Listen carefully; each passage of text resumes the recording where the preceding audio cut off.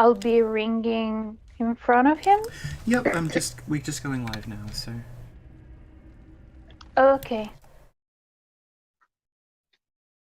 I want to make sure. And yep, it's on public. And there we go.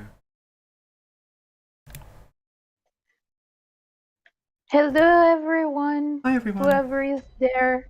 Hi.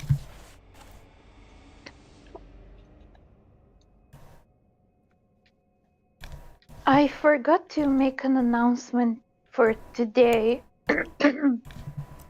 I hope um I hope that people will see this. If they're sub to us, they should. Okay. Okay. Did you have many viewers with the chalice stream? Not as many as before. I think because it was from the beginning, like, this is going to be every chalice, so I think a lot of people just stayed away.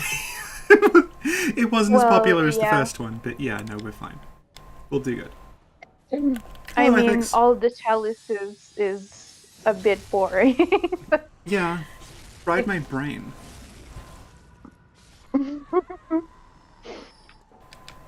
How was it to do an entire run? Was it Um, terrible? it was 4.5 hours. Oh my god, the chalices take so long. Yeah.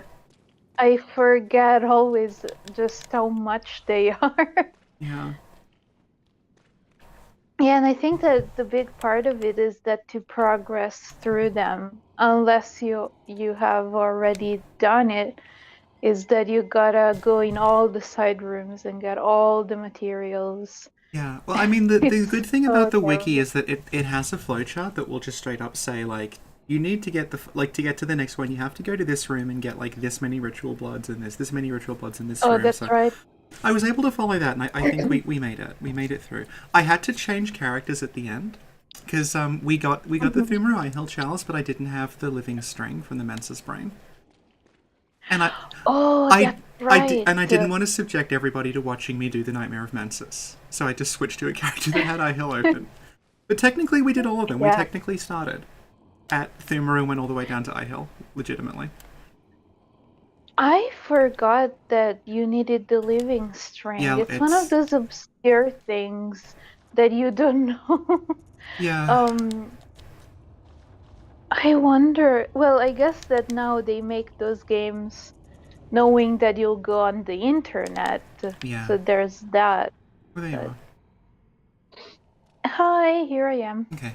So yeah, for everyone listening, Altair can only stay about an hour, so we're gonna try to just run through this as quickly as possible. Yeah, I should be able to Yeah, stay like until the end of the DLC. yeah, yeah, So I because the DLC is not long, so I yeah, think that it will be enough time. But if not, I'll stay a little longer. yeah. Oh my gosh, I had never paid attention to the back of that cutscene, and I didn't see Ludwig's body Oh yeah, he's visible. standing Yeah, on top of the stairs. yeah, Yeah, I was always looking at that poor dude that was talking to us. I never noticed yeah. Ludwig. His design never ceases to It's impress really me. good. Like it's so hideous, but you can stop looking at it, Yeah, and then when he stands up, it's so majestic. yeah, Great skill to do that. yeah.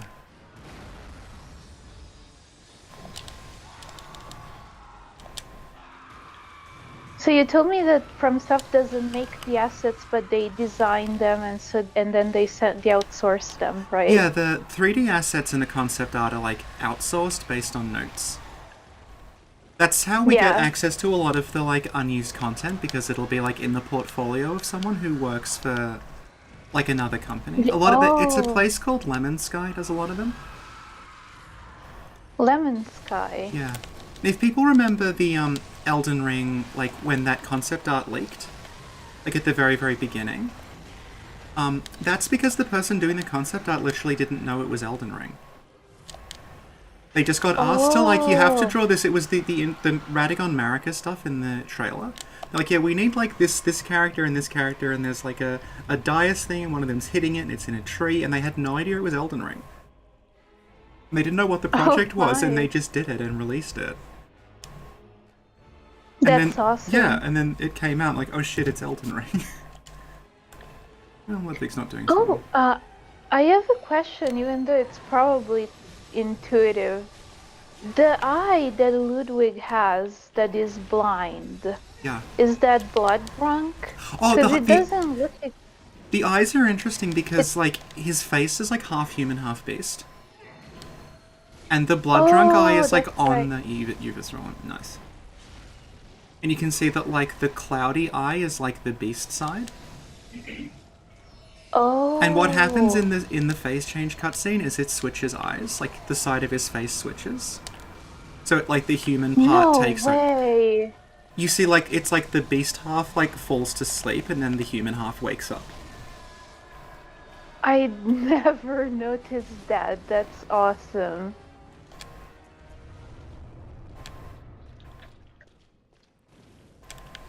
Okay, so I should, if I Okay. think I remembered to grab Lawrence's pendant. Oh, Yes, I do. Okay, so I'm just gonna run past everyone. Oh, mhm. actually, yeah, hang on. Last time when we were doing the chalices to an audience of dozens, this we were talking about the Bloodletting Beast having that unused cutscene, that unused dialogue and stuff, and like I think it's pretty clear that Oh, the yes. concept got recycled into the Ludwig head, where like you beat Ludwig and there's a head, and the head is like you can talk to it about the church. Yeah, that is Yeah, very, that makes a yeah, lot of sense. yeah. Because so much of this is recycled. Like we're gonna see the altar, which was also like a recycled thing. Oh, yes. Okay, Cataclysmic Acedia is like the Bloodletting Beast had what? So the Bloodletting Beast had um it had dialogue at some point, and we're fairly sure the dialogue was designed for like a situation like that where you'd like cut its head off mid fight, and then the head would talk to you at the end. That's why the head is missing.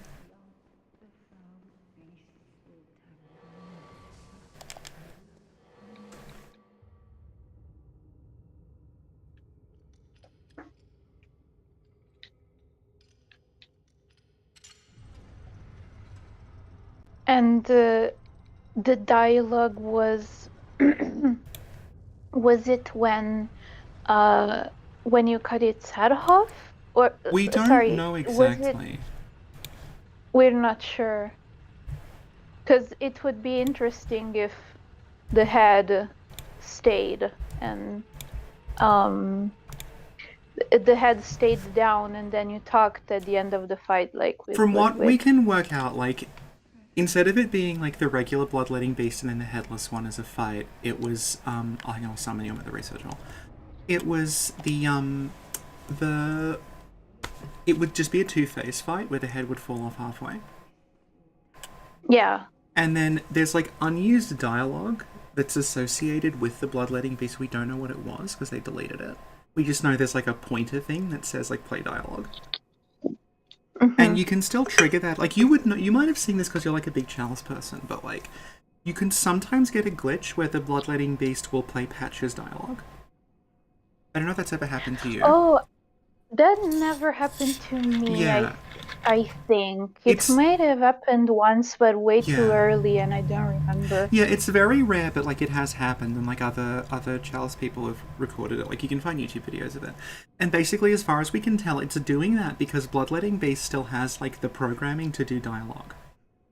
And what's happening is Yeah, it's trying to play dialogue, but there's no dialogue like for it to play. So it defaults yeah. to Patches because Patches is the only character in the Chalices with dialogue, so it just goes to him.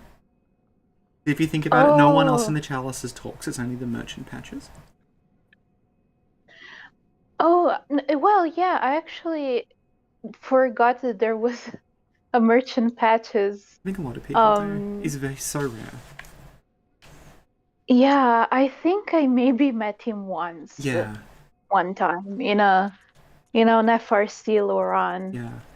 And so I don't know what his dialogue is because I don't remember, but um that is interesting. I remember that he had this glitch that Yeah. he talked like patches, but Yeah. Yeah. I didn't know why.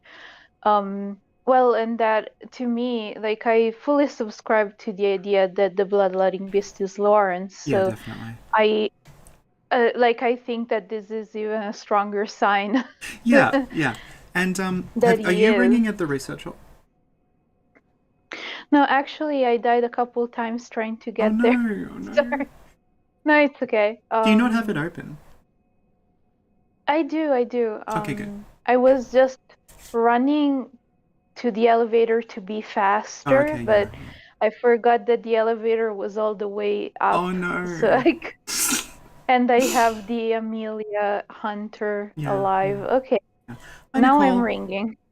Yeah, so the other thing about the Bloodletting Beast is that there is, like, dialogue written that we think is for it. But it's from, like, a Uh-huh. really old version before the Lawrence character existed. But it's written exactly like, Ludwig's. Where Yeah, it's like, it prompts you with this, like, yes-no question. And then, like, it sort of doesn't matter which answer you give because it just sort of sounds like it's dying. yeah. Like, it just says, like, basically, it's all in Japanese. Like, we don't have the, I don't know if it was ever translated. But the Japanese is like, have you seen my head anywhere? And it says, like, it's so terrible I've Oh, lost my head. And then if you say yes, it's like, oh, that's a relief. I'm glad you found it. oh, And if you say if no, that isn't. Uh-huh. it's just like, oh, that's terrible. And then it just must die or something. Oh my gosh. Yeah. If that isn't that giveaway that Yeah. that's Florence, I don't know what Well, is. okay. The thing about like Um, Lawrence, right, is that we have to be careful here because I'm gonna run through and like accidentally trigger a bunch of these guys to go after you. The thing about Lawrence is like the old drafts that we're talking about with like that character. There's no Lawrence. Like he doesn't exist. yeah, the you mean it's the other Lawrence? No, it's a character who's just like the head of the healing church. He's not Lawrence. And it's in a Oh, version where, okay. like, the Healing Church is an old, like, Yharnam institution. It's not something that Bergenworth were involved in. Oh, I see. So, like, it would have been, like, the founder of the Healing Church who's just someone other than Lawrence. Yeah. Like we had the father Norbert being Yeah, something Amelia. like that, yeah. Mm-hmm. Oh my gosh, these Oh, guys no, are they got so you. terrible. Okay, hang on. Yeah, it's okay. I'm still ringing, so Because you they should be said able like, to... yeah. I mentioned on another stream that I did I did up to the Hamlet on level, I think it was 25. And this fucking room caused me so much grief. Oh my And the only way I could gosh. do it was like a Mensa's cosplay build. And the only way I could do it was to like run up and beast roar all of the patients and they'd just go flying off the balcony. Because I couldn't fight them. Also Oh learned from that gosh. that you can infinitely stunlock Maria using beast roar. Like Oh, if you just beast roar interesting. her, she just falls over. And by the time she gets back up again, like your stamina's back, so you can just infinitely stunlock her that way. Huh. But That's yeah, people in interesting. the comments like it's really impressive you beat Maria, and I'm like I chased her like hell. Like she didn't get a chance. Okay, so When I I'll cancel my resonance and just ring again. okay, I'm getting back Yep. to the right lamp. Okay. Okay, ringing again. Um, I was gonna say that when I did my level 4 run, I just became a professionist of a professional at dodging everything and just not Yeah. being touched. Yeah. Yeah. And so that's how I went through research hall. I Yeah. just ran and ran and ran Yeah. until I was on the other end of it. Yeah. Yeah. Meph was the same. Like Meph has a blood level 4 build that just did like she asked me to help her and I couldn't because I'm not good enough to be like helpful in that level of co-op. I'm just a liability. Like I'm just gonna get splattered by everything I can't chase. Yeah, here's the the odd secret about level 4 runs. You what? The weird trick my wife was One weird trick. saying. One weird trick, and the weird trick is that doing a level 4 run with co-op is a ton harder Yeah. than doing it solo, because the health of the bosses spikes like Yeah. crazy, and unless you have another level 4 character with you, Yeah. so he also dies Yeah. anytime Yeah. something breathes on Yeah. him.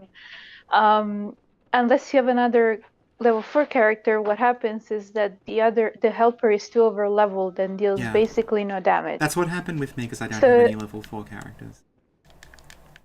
yeah, and even if you did, like, doing a co-op low level run is insane. That was like one of the first things I did in Bloodborne. A friend of mine and I started a level 21 run in co-op, and it was a terrible idea because I had just played Dark Souls before, and so I thought that it was gonna be a lot easier. Because Dark Souls level 1 is ridiculously It's easy in very easy, yeah. comparison. Yeah.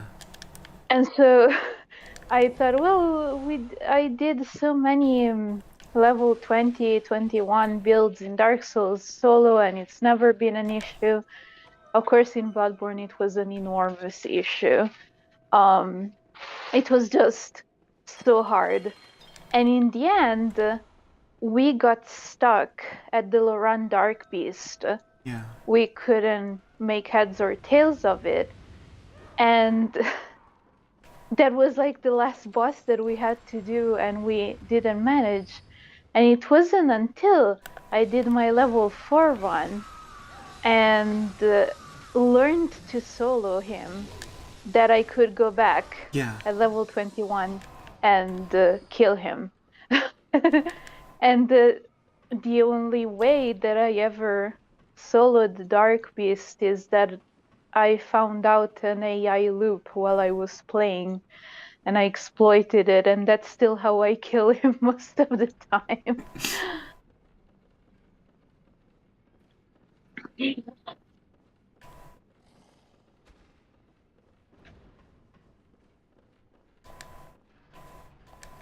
So we can't show it off because obviously I'm streaming from my end, but like, if you're a summon and you go up here, you can't operate the lever. It'll just say That's only true. the host can do it. But what happens is like I recorded this and I don't have it anymore because it was obviously years ago. But I went up there and I got a friend to record from his end down the bottom to see what it actually looks like when the thing Uh-huh. goes up, and it just like all those little slug guys, they just spawn out of nowhere. Like they just pop into Oh, existence. It just spawns them. There's Ludwig's pet crow. also, this is an interesting Ludwig's background. This is an interesting thing about being in co-op here, and I Yeah, just discovered it a very short time ago, like this month, yeah. that when you pull the lever as the summoner, you go up, and then I see you climb the stairs before we're on top of Oh yeah, the right. building. Yeah, I because see you it's climb like the not. stairs and go up to infinity. Yeah, it's like not updating your position. Yeah. Yeah. Oh, someone in chat wants to know what the exploit for Parl is, like the Lauren Dark Beast exploit. Oh, yeah. Actually, I'm going to try and put a link in it. Clarification, because I've gotten flack about it before. I didn't discover this like first. I just discovered it while I was playing, but I wasn't the first person who did. Um, so what happens is that if you go under Parl or the Laurent Dark Beast and you hit Oh, they this, got us. oh, It's okay. We'll start at the bottom. sorry. No, we're gonna start at the bottom anyway, so that's Um, fine. so if you go under him, but not exactly like at the center, because if you go right below him at the center, he will do the AoE attack.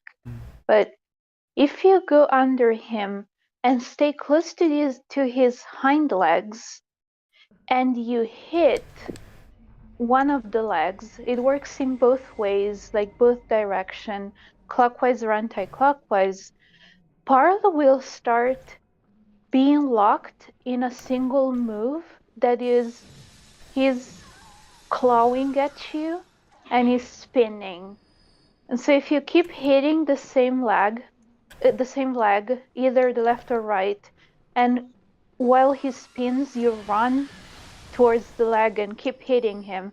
He gets stuck spinning and he doesn't do anything. So you eat up his health little by little by continuing to spin and hitting its legs. And because also if you do, eventually, of course, he falls to the ground. So you go to the other leg you were not hitting, and you hit at it. And then when he gets up again, you change leg and go in the opposite direction. I actually can't do this because I can't do it as well when I do go on the left. But you can also hit the same leg and just continue like that. And that works every time. Like whatever you do, whatever character you have, like it's guaranteed to be working. Um, it's a bit difficult to pull off, but it does. And I ran like FRC Loran chalices with my level 4 character and killed him that way. So it really doesn't have any difficulty limit. It's super efficient. Um, So someone in chat, actually a couple of people are interested in. We were talking before, like there's these names that the Yharnamites will yell out sometimes as part of a glitch with an animation. Like it's uh-huh. Idola, Aragon, and Luvan. And people are like, hey, did we ever get like an answer on who those were? So the short answer is we Mhm. didn't. But I know that there is this like massive kind of Bible that they were working from that has everyone's name and who they are in it. And Oh, it contains stuff that like was actually gotten rid of. Like it's got stuff about Flora in it, and it says Flora is a woman that works with the hunters. and it became the moon presence Yeah, I mean, later. and that's technically still true. Like she is, but not in that way. Yeah. Yeah, and since we Yeah, know that like oh yeah, yeah, she's technically a woman who works yeah, for the yeah, yeah. hunters in theory. So Yeah, and basically like we're sort of um since Flora wasn't the moon presence's name to start with, like I think it was Ibritus when they started. oh, That means like Flora may actually have been like another character, like she may have been like a woman who worked with the hunters, and then they gave her name to the yeah. moon presence. Yeah, Yeah, makes sense. They always do that stuff. yeah, yeah. Okay, let's see if I can pull off the trick of killing repeatedly the arcane one. Yeah, that's what I usually do. The other time, like I tried to solo Oh, I didn't when repair I my the weapon. last time I no. It's happening Well, I have again. a lot of damage, so I should be able to Yeah, help we're you. halfway done. Oh, sorry. You die. The the the arcane one respawned, but it momentarily respawned as the physical Oh, okay. one, and it slapped me to hell and back. Okay, well, I have a lot of beast blood pellets and a lot of paper, so maybe. Yeah, I would say just get out and repair your weapon. We'll see. We'll see if I die or not. Okay.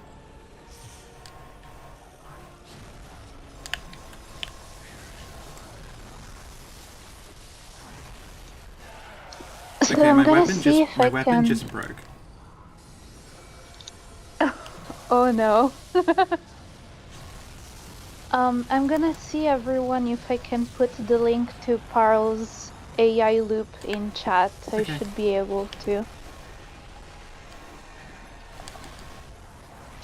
Lawrence also has one, which I mastered only to do uh only to do the level 4 run in New Game and New Game Plus. Yeah. And then I forgot how it works. Oh no. Okay, I got the Yeah. then I forgot how it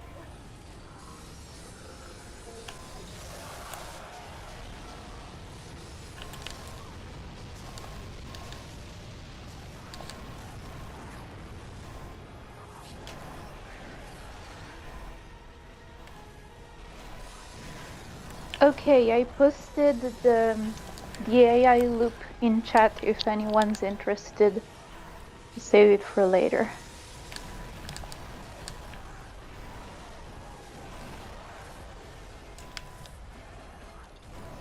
I am in Adeline's room and I'm looking at the corpse that is in there with her. Yeah.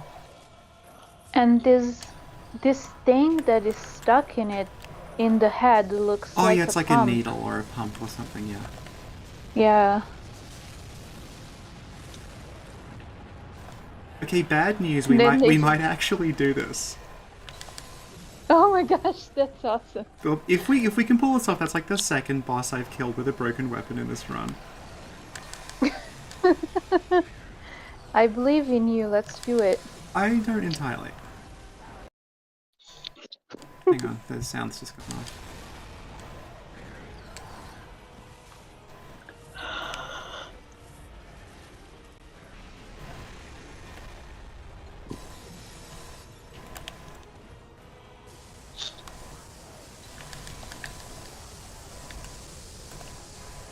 Shit, yeah.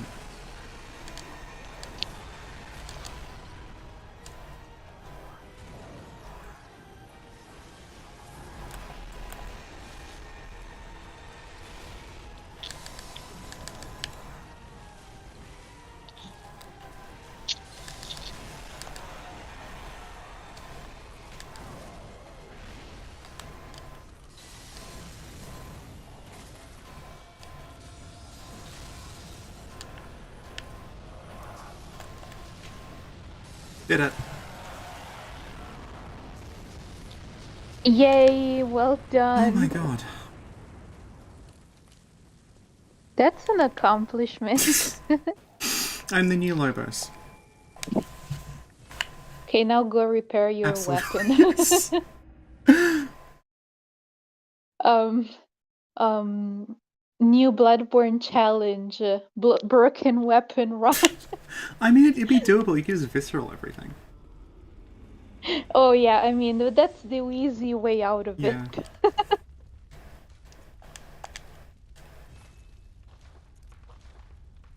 You know, I had a church pick plus 10 the whole time and just didn't equip it. I'm gonna carry this in case it happens again. How are you liking the church pick, by the way? I pretty much only used it this run. Just wanted some, It's basically, it's like Burial Blade style moveset, I guess. It's not that, like, scythe Yeah, it's thing. similar, Yeah, isn't it? yeah.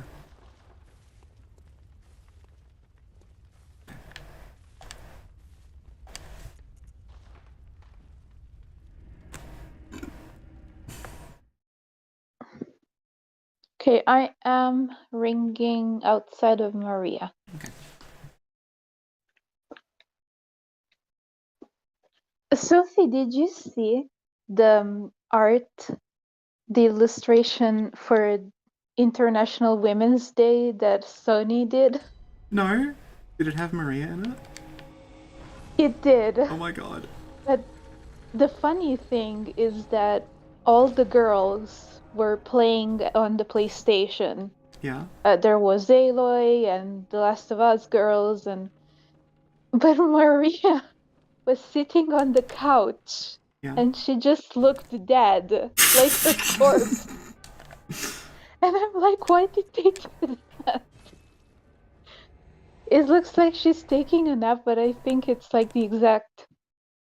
She's Yeah. just sitting with her arms crossed and looking down, and you can see her eyes. Aw. That's cute.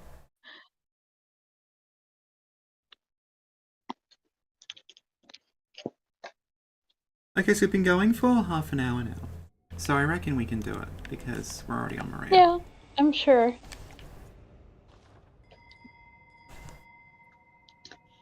What are we going to do, like our strategy for Orphan? I don't know.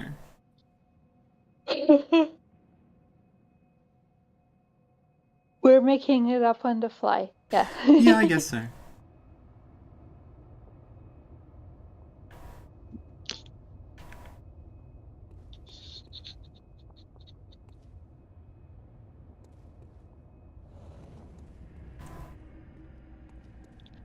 Yay! Okay. There we go.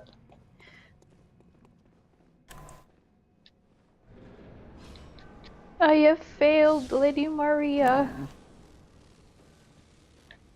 Hi, Maria.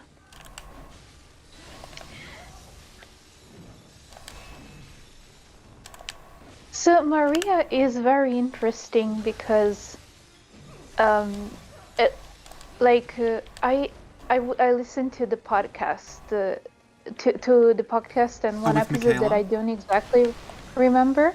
Sorry. The one with Michaela? I don't know. That's okay. I don't. What? Sorry. Oh no, that's like, we did a recent Maria one with Michaela, who's like a Maria cosplayer. Oh. No, I think it was not. Sorry, it was the Hunter Nightmares one with Oh, with Redgrave Redgrave, that yeah. you Yeah. did, That was a while ago, yeah. and we were talking about the doll and Maria, and the fact that the doll is based on Maria, but before the DLC, Maria didn't exactly exist. Yeah.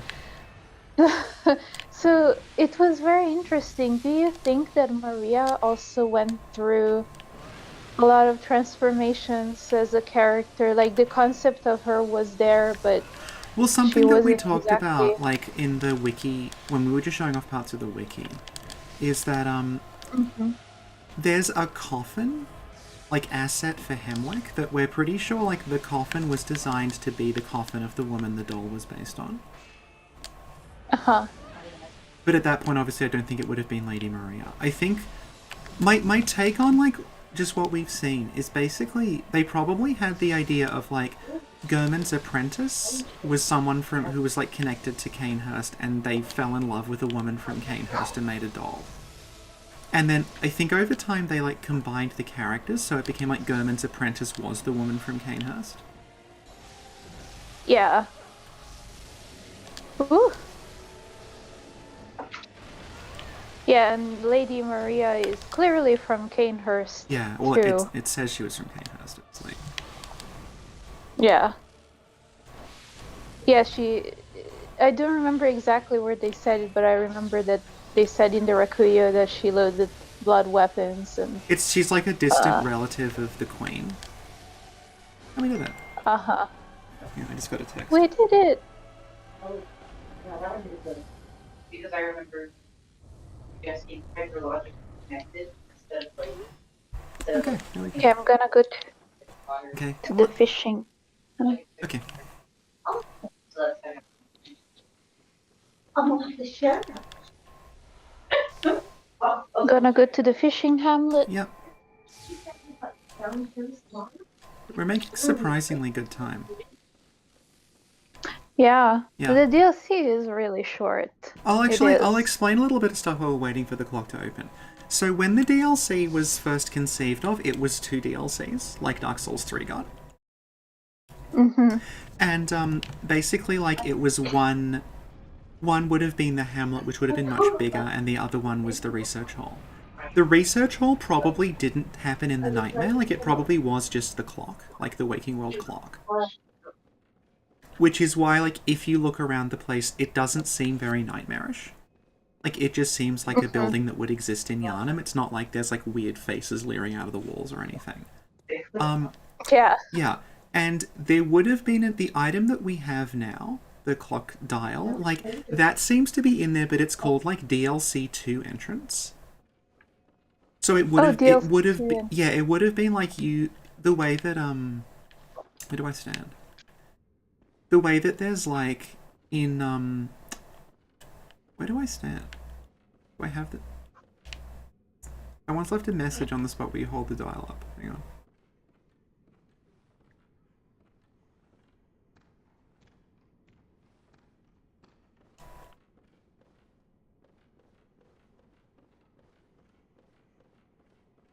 I'm not getting the celestial dial prompt. Curious. What the fuck? Well, it is in a pretty specific position, I might but just I'm sure you know which anyway. one it is. Yeah, no, hang on. I might just reset the area. So basically, and it would have been the way that, like, in Ashes of Ariandel, like, if you beat, Frida, it, like, gives you a bonfire that lets you follow Gale, I think, something like that. I think that's how it works. It would have done something like that. And, like, there's reference to, like, there's Maria's badge is in there, which obviously doesn't exist anymore. And it's called the Clock Hunter badge. And, basically, like, the, you know how there's, like, you get the Odo badge from the Beast Hunter? So there would have been, like, the 2 DLCs and, like, a badge for each one. I see. Yeah, yeah. And what the reason that, like, the Hunter's Nightmare area is all assets from the base game is that that's how they joined them together. So they made kind of like 2 DLCs and then they stuck them together by sticking bits of the base game in between and saying it was the Nightmare. Okay. Oh, it's been open the whole time. That's why I didn't notice. Oh, oops.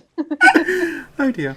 Oh my gosh, and here there's I was looking at the I was looking around near the lamp, and I forgot that there was this eel skeleton. Oh yeah, we that's talked about that last night. Yeah. The chalice dungeons. Yeah. What did you say? That's based on a real sea monster.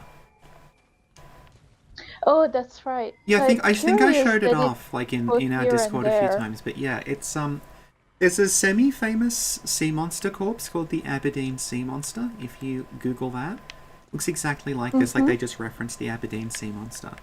As far as we can tell, it was just a decayed dolphin. Yeah. And I was looking here at the little towers, and I'd never noticed that they were made of shells. Yeah. You want to talk about what these are?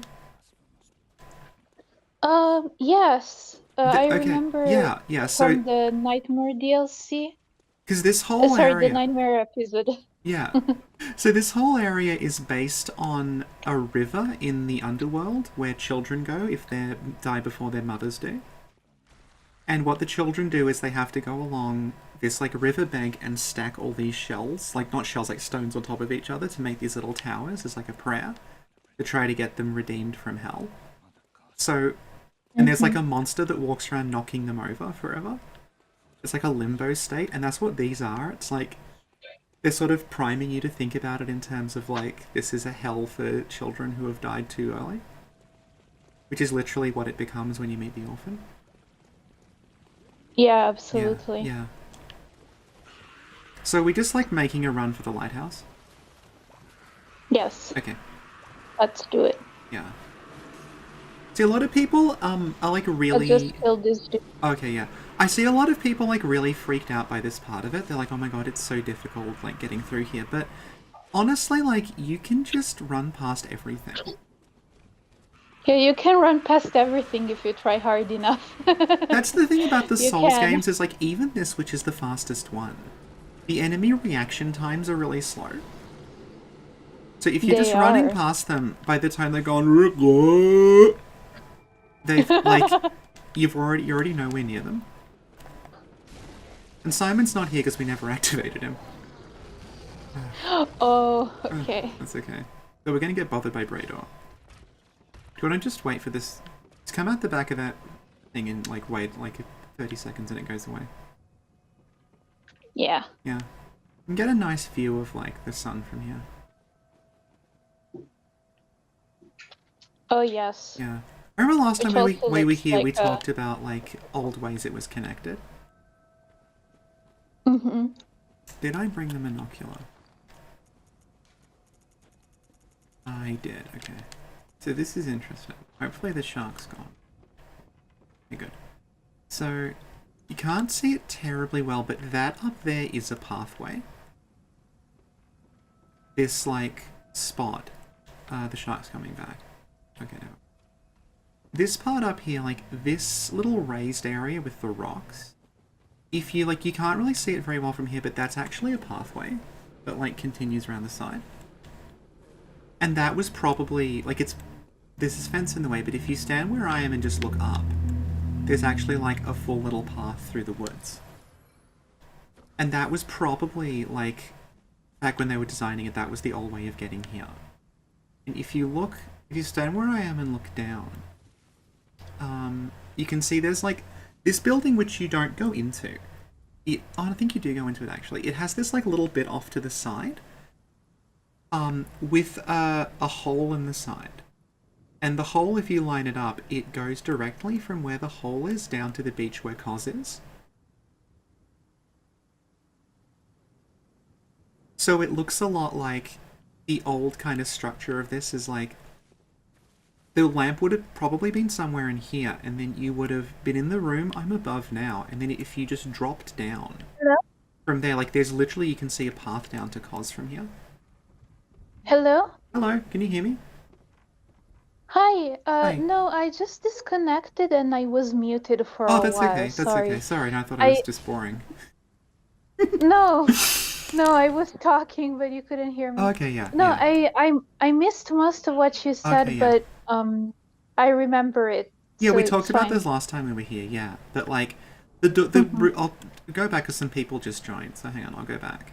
If you look down, that little, like, sticking out wooden bit, it has a hole in the side that's roughly door-sized. It's, like, roughly Yes. where my blade is now. And, yeah, that just goes directly down, and it goes directly down to where Kos is. So I'm absolutely certain, like, the old lantern was in there, and that's how you got down.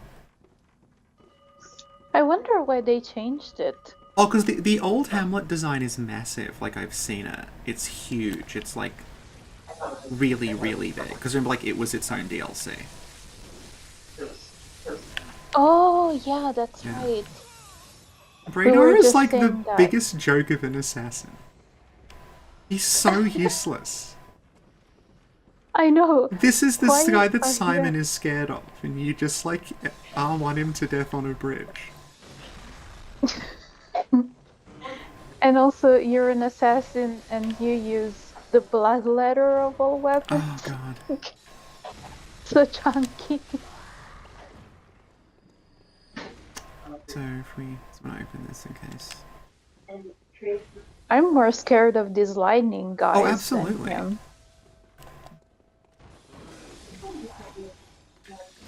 I think the lightning is maybe linking it back to Lauren, the way that, like, all the Lauren enemies use lightning. And Kos is presumably from Lauren. I think it's that. Oh, she is? Yeah. Yeah. Interesting. Because you can, I mean, we'll get there. Do you want me to just, open, do you want me to just open the lighthouse shortcut? Because I'm almost there. And then I'll just meet you at the lighthouse. Yeah, okay, yeah. I'll change lamp. Yeah. You know how you can see, like, maybe see the old map design? Yeah, I can show it off afterward, actually. It's not very, like, big. It's not, like, detailed. It's, like, a low poly version of the old map. But you can see, like, it's absolutely massive, and it kind of looks like the Nightmare Frontier. It has these big monoliths everywhere. What a sweetheart. Should I ring at the lighthouse? Yeah, ring at the lighthouse. Lamp? Okay.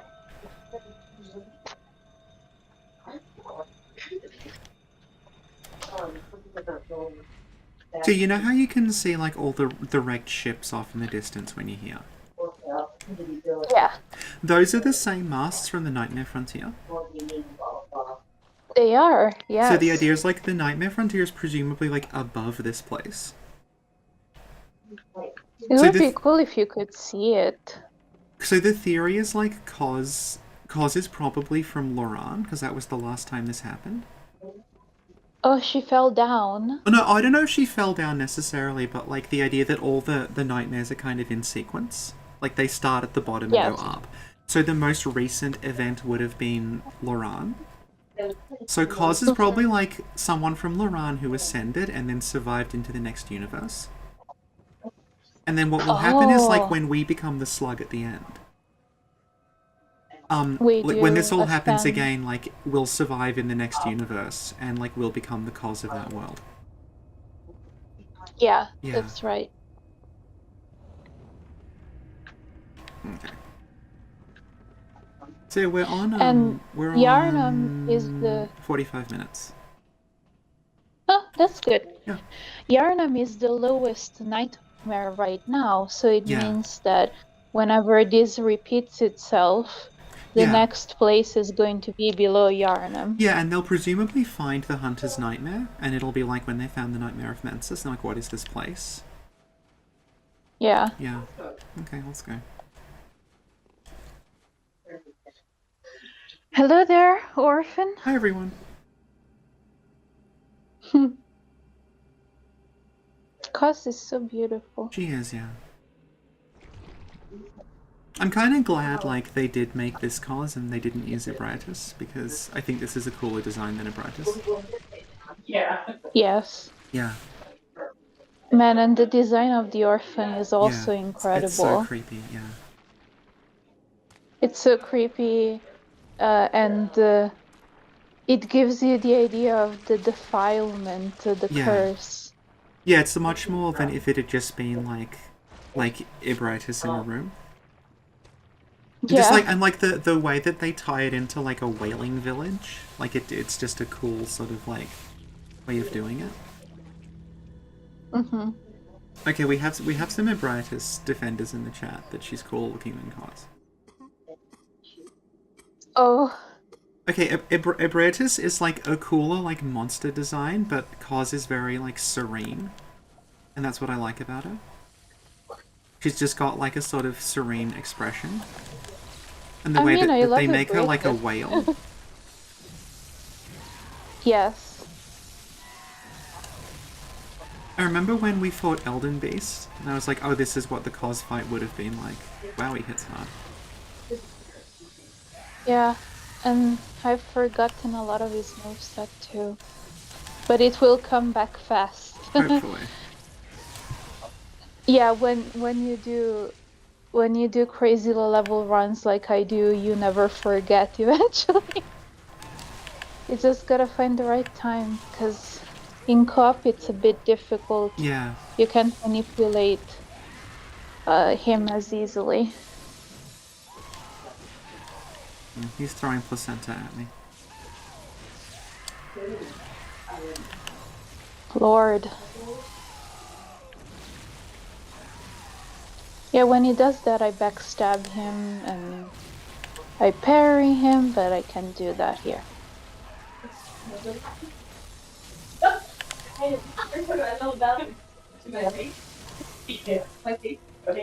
Okay, Orphan, let's see if I can backstab you. Didn't work.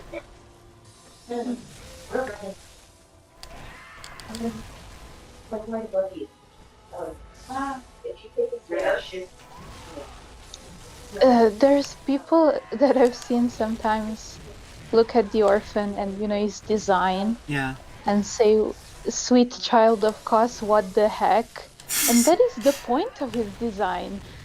To see how he's cursed and desperate and and how literally he was defiled by Bergenworth and treated like a thing, and that design expresses it so well. What is better than designing him as a skeleton? Phase 2. And like, to be clear, like the child's actual body is the cord that you get from Impostia Sefka. Yeah. Like, that's the physical remains of the orphan, and this is like The people think Kos actually gave birth to this. I'm like, no. No. This is like definitely not. Kos's Oh child shit. in Oh hell. shit. Yeah. Oh, you got me. Sorry. That's okay. Yeah, he didn't give birth to this, guys. This is all a metaphor, just in case. Yeah.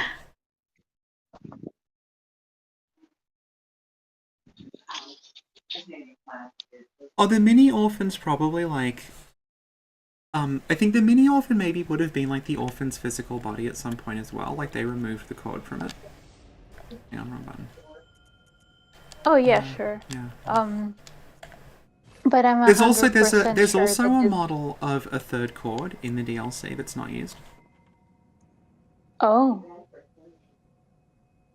Like there's a full 3D render of a third cord, and it's for the Nightmare Cathedral where Lawrence is. Like that's the map ID for it.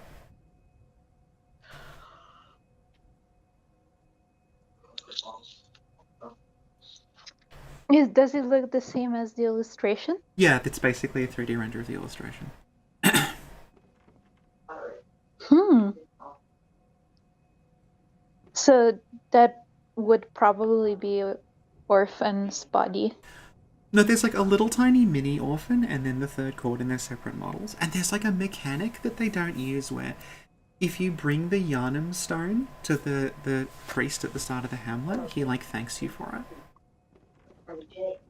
Oh. But they don't do anything with it. Like it's just an unused mechanic and there's no reward.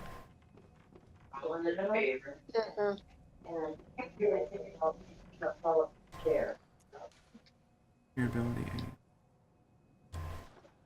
I should probably.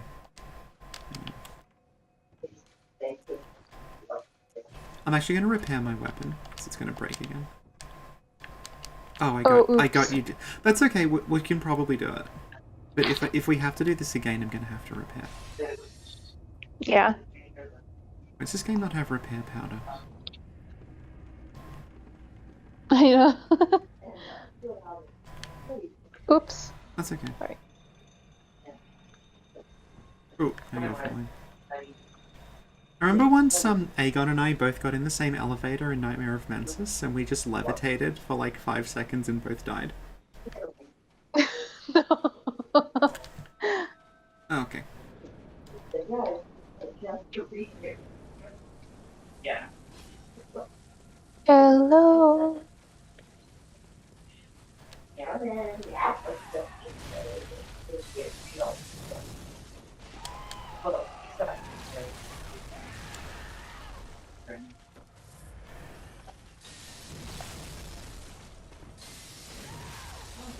Like, it's almost like, luckily they're stable.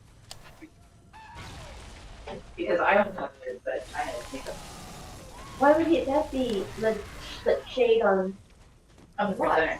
Why? Okay, I'll try. Oh, it was what? I never remember Oh. if it's safe to do. No. He was just. Come on. No. No. It's in co-op, it's how it is. Yeah, I never bother going for like viscerals or parries in co-op because there's like latency issues and it screws everything up.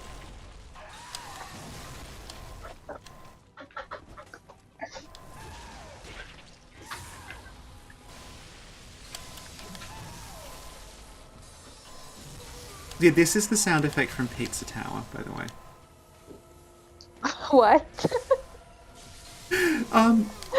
So basically one of the sound effects in Pizza Tower, it's the Orphan of Kos's scream.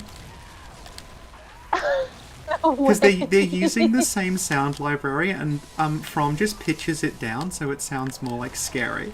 But it's called like Funny Man Yelling. Like, Oh my god. Funny man yelling. It's a funny man. yeah, this is a funny man. You Oh, okay he got... there? No, he completely like... He's just waving around. Complimentary wasp, and he's flirting with himself. It's also Gurm when he's looking at the moon. Oh, yes. Yeah. You were saying something about that in a podcast I listened We've to talked about about it a bit, yeah. Because it's German. like... The thing is, like, a bunch of stuff happens, with the Orphan if, like, you beat it before you go into the Burning Dream state. Mm-hmm. Because Maria and, like, not Maria, the doll comments on it. But the problem is if you do this, like, after the wetness, because the dream's on fire, her saying Gurman's at the tree, like, takes precedence, so you don't hear it. But basically, if you beat the Orphan, the doll will say that, like, Gurman's finally sleeping soundly for the first time. Yeah. Because the idea is, like, he's being tormented by the Orphan, like, in his dreams. Yeah. Yeah. Could yeah, that's what you were saying, that Yeah. German's crying. Could it be that both the Orphan and German are crying at the same time? Yeah, I think they are. Because presumably Gurman's the one who did it. Yeah. I'm just going to change my runes up a little. Yeah. So if German was the first hunter, Yeah. did they become hunters? Oh, it's so to confusing. to go to No, I was wondering if they became hunters like to go to the fishing hamlet, like that was their first thing, or no? I don't know, because I think it's like, Gurman... Like, Gurman's... like, he's called, like, the old beast hunter Gurman, like, all the time. So, presumably, like, he was already, like, a beast hunter, and then they sort of got recruited to go to the hamlet. But, like, it's very vague. Like, a lot of this is just my own, like, headcanoning of it. Yeah, and also, like, Bergenworth had done experiments with blood, because beasts had already... But I think there have to were be already there. beasts in Yharnam, that's the thing. They just weren't as bad. Because they talk about, like, Canehurst needing to put down beasts and stuff, and they were cut off from everything. So I think the idea was, like, there were always beasts in Yharnam, and there was always, like, someone like Gurman whose job it was to control them. And then when Bergenworth went into the chalices, they needed to bring people with them. So they started recruiting the hunters from Yharnam, and that's what led to this. I see. That's my take on it anyway. But Gurman being the first hunter, it's like in fucking Elden Ring when Godfrey's like, I'm the first Elden Lord. And it's like, but they've been like, there was an Elden Lord who was a dragon outside of time and all this other stuff. Oh, thank you, JMH. This is actually, this is drawn by a friend of ours. I don't know if Altair can see me, but I'm wearing something Mal drew. Wait a second. You're wearing? I'm wearing something Mal drew. This is one of her, like, Shoggoth designs. Oh. Really? Let's see. Oh, wow! Yeah, I'm wearing her Shoggoth. That looks amazing! I'm ringing, by the way. I don't know if you are. Yeah, me too. Yeah. I just went back also to the dream because I was running out of blood vials. Yeah, okay. Right? Okay, let's try to finish at least Orphan, but I would like to help you with Lawrence as well. Because I googled the term because I thought Also, this is like New Game Plus Orphan, and we're level 120, that's sort of like maybe a little under what they expect. Oh, that's the wrong way. Maybe a little under what they expect for Hamlet New Game Plus. Yeah, I guess so. But he's just very demolishable at our level. It's just that co-op just changes all the dynamics of how he moves, and so that becomes trickier. and then the reviewer looks at it and says whether it's When I did that fight that I told you about with my 99 blood tinge level that I completely destroyed him, it was in New Game Plus and I was level 125. So Okay, let's go. Come on. So I can't even use Biswat pellets here because it hits so hard. Yeah. I had a picture of Oh, It didn't cancel it. yeah, Damn. this is the problem with co-op. Yeah. It's not as bad as Defiled Amygdala last night. Oh boy. Do you know the technique to pass phase 3 without getting hurt? Evidently not. Because it went for 20 minutes. Oh man, I'm so sorry. That's okay. So, defiled amygdala.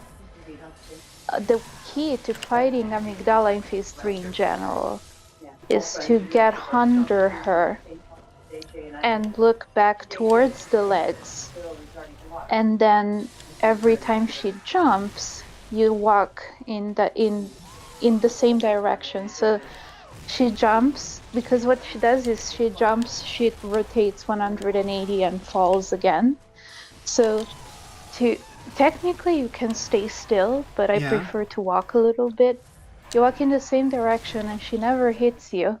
And so you can hit her head from under her and always be safe when she jumps. And that's how I've always fought her since the beginning.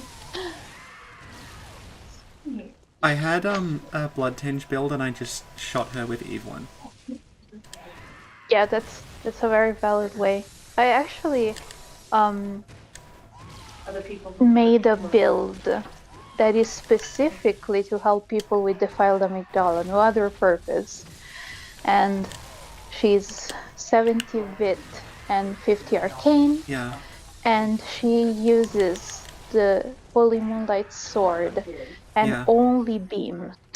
So you stay far away and you keep R2, R2, R2, R2. Yeah. And she dies pretty easily. If I didn't have a long range build, I wouldn't know how else to fight her. Just in phase 3. Yeah, I do that with the Black Sky Eye. Yeah. And before we had the eye, I used the gloves. You just shot her from range. She couldn't do anything about it, yeah. I'm in phase 2. I don't think we're going to make it, but I'm in phase 2. Okay. Okay, good luck. No, it didn't work. I think you can. No.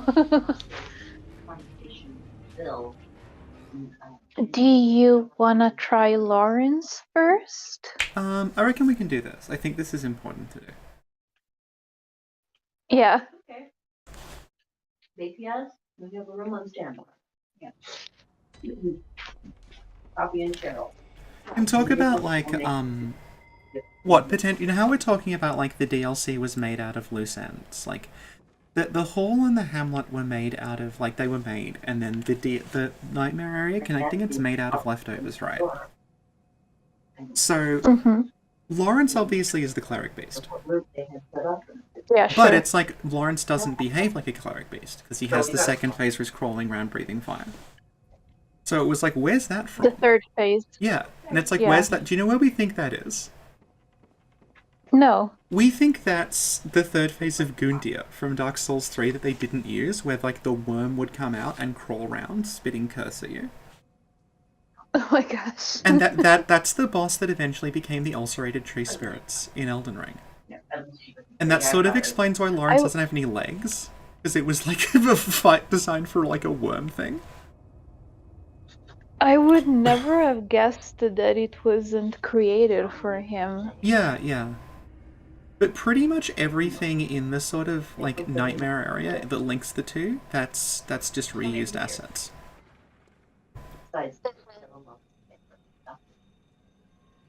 Well, you know, reusing assets is fine as long as they look unique and they fit in the area. And looked around a little bit on Facebook. Okay, let's try this again.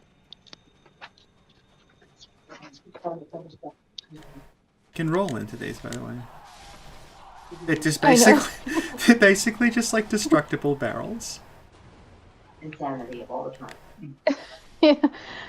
I think that they did it because they know that people love to Yeah. destroy barrels. And it just they just went ham.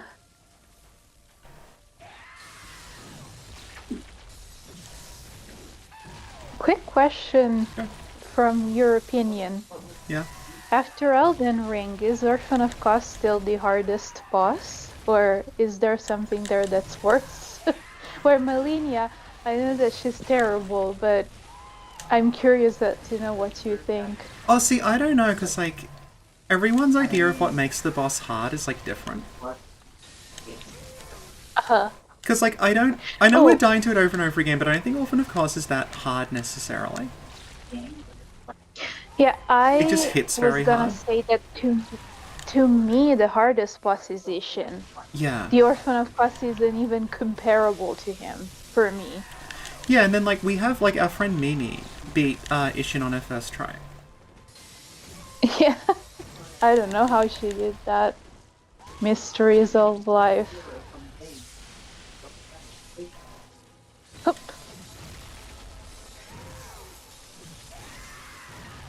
But that's all I don't know what. And so the bill is finished. Perhaps the bill is finished. Can't backstab him, like, no matter Yeah, it's... how I try. I remember when Aegon did Old Hunters and he was on Orphan of Kos for like 2 days. I don't think it took me that long, Yeah. actually. I mean, those are the two big ideas. That's good. Like, don't make their judgments based on. I feel like When I started playing Bloodborne, I had a friend of mine that was sort of playing it with me, and she panicked sometimes, like with bosses, and so I had I had this feeling that they were a lot harder than they actually are, to me at least. But I think that Bloodborne is very interesting because it gives you. Oh yeah. Oh, you did There it. you go. The laws. That move is very easy to backstab. I was saying, I think Bloodborne is great because it is very challenging, but it gives you all the tools you need Yeah. to succeed at it. It's just really, really fair. Oh, And also, crap. like, it's designed around assuming that you're a character who, like, dodges stuff and riposts. Whereas Elden Ring, like, because there's so many possible builds in it, it becomes, like... There's certain things where it's like, this build just won't, like, is hard countered by the boss. Yeah. And I think that's why they give you so many, like respec things with Renala, because they sort of expect you to realize, like, oh, this is just a hard counter. But that's so good because it lets you experiment. Yeah, I really yeah. appreciate that.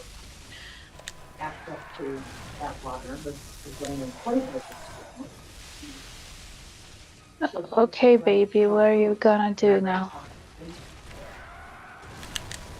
Man. Oh, he's crime. Away, away, away, away. there's a part of. Oh. Actually, I think it's like the main. No, don't come in. That's my lightning safe spot. You're not allowed in here. Also, he's so damn fast. Just staying behind him is crazy. Okay, now I should backstab him. Nah. Come on, come on. Yeah.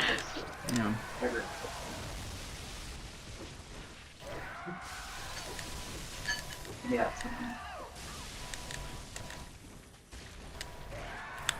He gallops. Yeah. Oh. Away, away, away. Du-du-du-du-du-du. Can make it. Did it. Almost. Almost. Well, what? The long thinking this one. Oof. He's always intense. Whoop. Oh shit. Okay. You can do this. You can do this. I believe in you. Come on.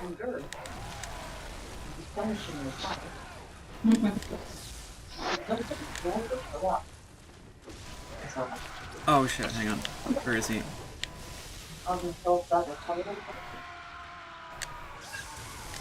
How's it going? He just did his lightning thing and hit me, so this could be going better. Okay. Oh. Just stay patient. Don't Yeah, get hang on. greedy.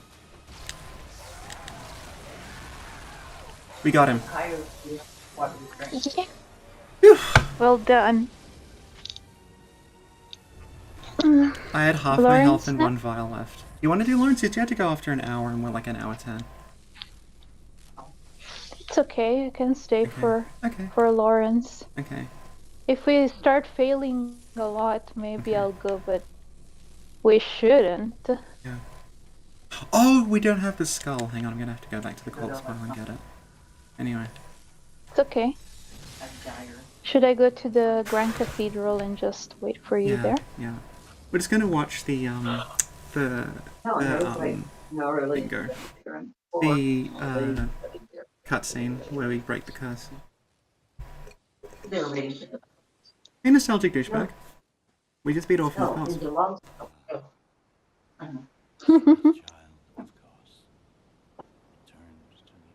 I think, like, technically, if you do this and then get the Yharnam Sunrise ending, everything's kind of okay. Because the curse is gone. Yeah, that's true. Yeah. Phew. I wonder, do you forget about the dream if you get axed by German? They say that you will, but, like, Eileen remembers. And I think Jira remembers. Yeah. Because Eileen says, tell the doll I said hello. Oh. So When she did must she remember. say that? I think it's when she kills you. Like, if you aggro her and she kills you, she says, tell the doll I said hello. Oh, that's why I never saw it, because I didn't think I ever managed to fight her. I'm actually going to use the 500,000 blood echoes we got to just give myself, like, some bit or something. There we go. That's better. Yeah. Okay. Okay, I'll start ringing in front of the fog. Oh, I'm not going to be there for a while because I have to go get his skull from where the Amelia lady is. The Amelia cosplayer. It's okay, I'll wait. Okay.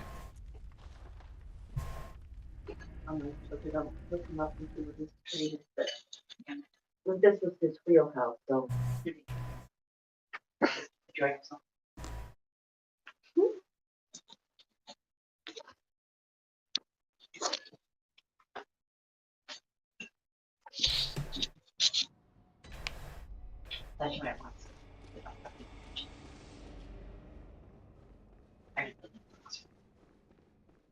What?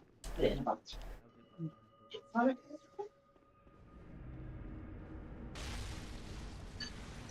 Yeah, like the world's least efficient assassin just ran directly past him. Oh, yeah, I know. I always do. Like, the dangerous one is, like, the lady doing Amelia's voice. Like, she's the difficult one. She is. That black sky eye. Yeah. Yeah, she's the one who killed me twice while I was getting she's to very help you. tough. I was like, wait. I'll come back. Come back. I'll come back. Oh, come on. That's a Britus.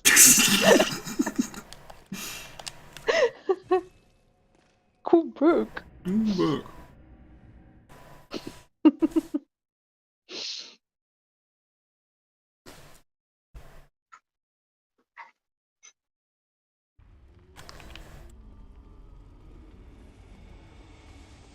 If we do Lawrence, do you want to do German after this? Because I reckon, like... No, I'll leave after Okay, the yeah. DLC. Okay. It's okay, it's fine.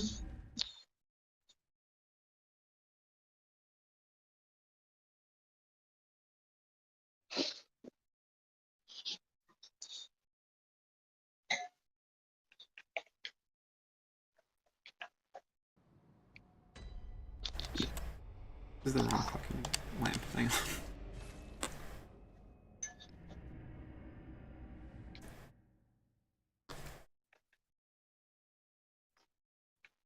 Hey, Rorik. Make the part from because we have such a large number of immigrant bills. Mm. Today was like the team lobby. It was, but yesterday we had like, so, yeah, we had 3 different committees. Sorry. That's okay. Yawn. I'm not there yet. And I did one of those things where I walked around the corner and the two cup. Oh yeah, and like you can see now, the sun's gone in the Hunter's Nightmare. You can just You can like, see what? Sorry? oh, just showing everyone that like once you come back here, when you beat Orphan, the cracked sun's gone. It's not raining, so it's just like a sort of. I can say it's a nice day because I'm walking on like muscle and bone and stuff. But it's as nice as it gets here. That's right. Does the priest say anything when Yeah. you beat? I don't remember what he says. He's the one who's narrating the cutscene where he's like, "Child of Kos, return to the ocean." Mm-hmm. And I what else mean, does when he you do? go back to him. I think he might. But like we were saying, he has this unused interaction with the Yharnam stone. Oh, I know that. Oh, that's right. Yeah, but they obviously don't use anymore. But he's like, it's just more of the like bottomless curse, bottomless sea thing. Mm-hmm. So that's how The thing is, I've looked at the removed stuff so often I can't remember which is the removed line. But I think it's like, "Sweet child of Kos, time is naught, but the sea rumbles afar." And then it's like, "Mother's devotion will always be felt." I think the idea is like you were giving, because the Yharnam stone's like Murgo, and you're giving Murgo to Kos.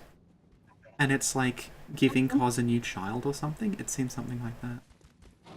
I see. Something like that, I don't know. I'm sure it is. I think of those as big committees, but I guess for them. Give me a second. I'm not even I'm there. trying to adjust my That's okay. sensitivity.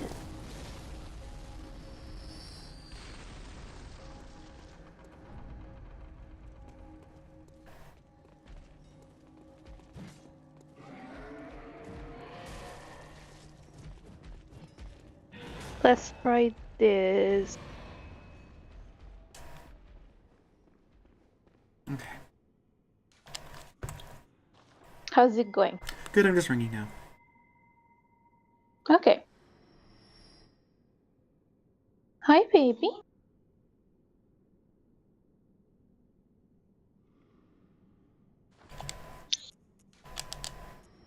Alright. Alright, let's give it a try. Switching to the charred set. There's going to be a lot of fire going on. Okay, I'll try to use Beast Blood Pellet here. I'm Okay. a bit more confident. Although it's Negan plus Lawrence, I don't know about that. I'll try. I think, did Lawrence, like, they did a test and he has, like, at this point in the series, like, he had the most hit points out of any boss they'd ever done. But I think at the same time, like, because your AR in Bloodborne tends to be higher, it doesn't really feel like it. Yeah, that's right. Yeah. I Actually, I think that in Bloodborne, the one that has the most health. Oh no, wait, 8 points. I don't know, but the one that has the most health is Defiled Watchdog, believe it or not. Yeah. Mm-hmm.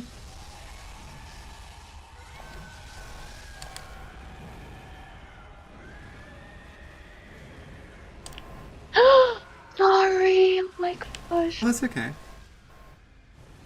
Splat.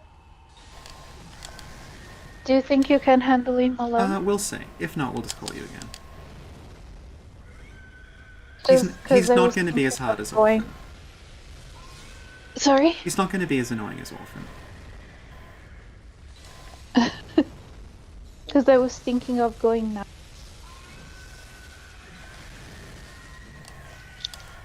Did you hear me? I'm Sorry. thinking of going, yeah. That's okay. If you want to go, just go. It's okay. Yeah, I'm going to go now. Okay. So, Thank you for being there, everyone. thank you to... Yeah, thank you for helping out with these. It's been really good. Do you want to just plug the wiki before you go? Yes. So, as you know, this is our last stream in for bloodborne-wiki and her owner Meph. We have donation links if you want to help support and run the site and keep the site running. One is paypal.me/helpmeph, and the other is Ko-fi, and we have the link on the stream screen, and it is ko-fi.com /@mephistofair. Yeah. Okay, Sophie, have a Okay. good rest of the stream, and I'll try everyone to. enjoy yourselves. Bye bye. Bye-bye. Thank you, Meredith's wife.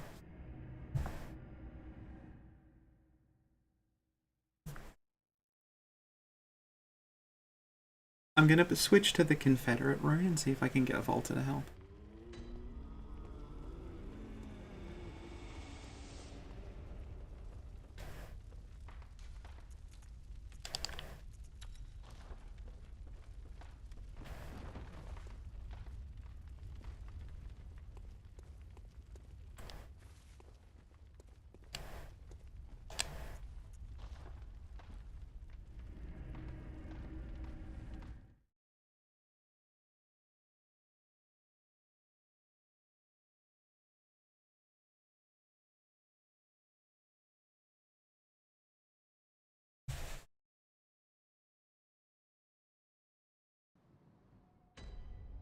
I think it depends on the build, because, like, I remember,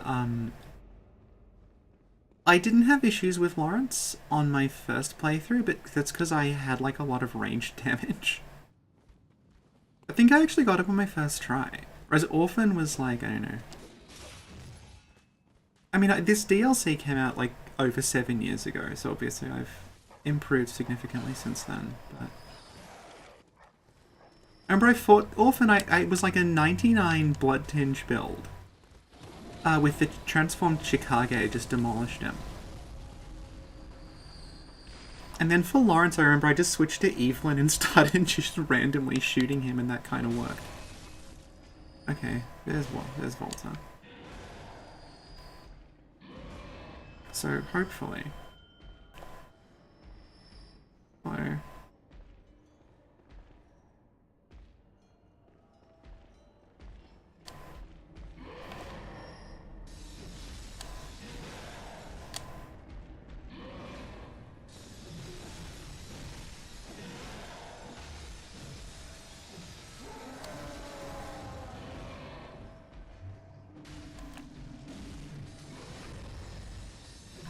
Oh, nice, Volta.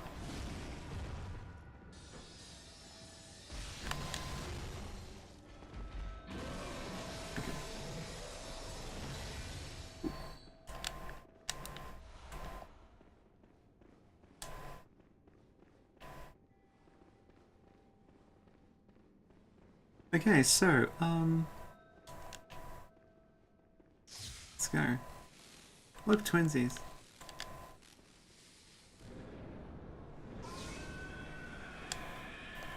I remember thinking for a while, like, does Volta the Beast Eater have lower defense than regular Volta because he doesn't have a hat? But no.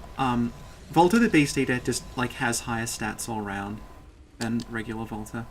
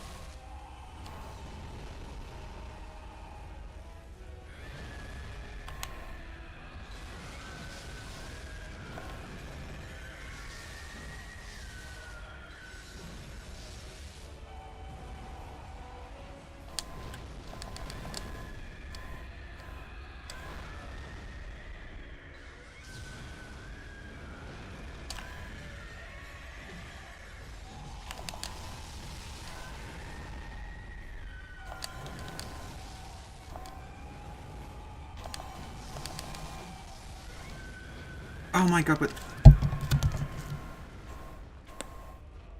Oh, damn it.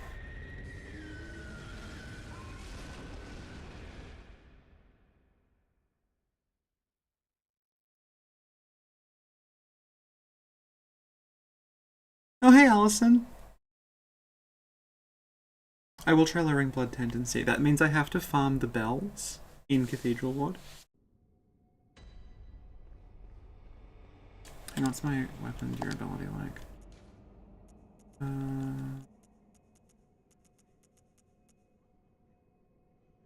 150, we should be.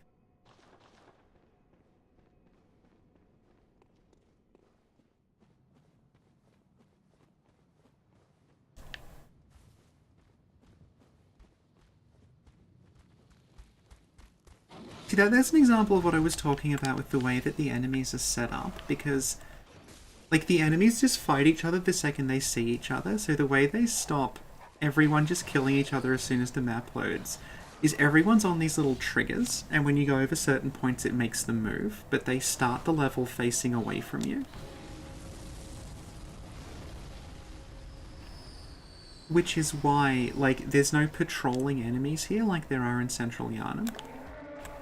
So if they patrolled like that...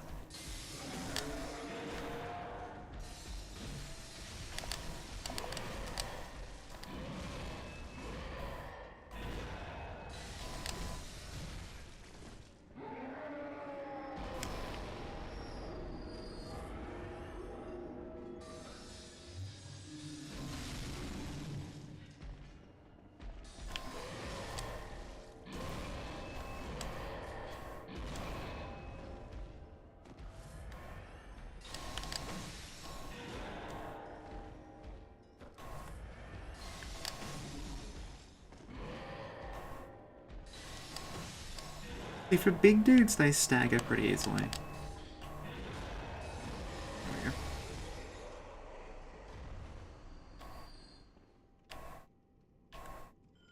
I have the entire blood tendency thing saved. Like, I can go read it out.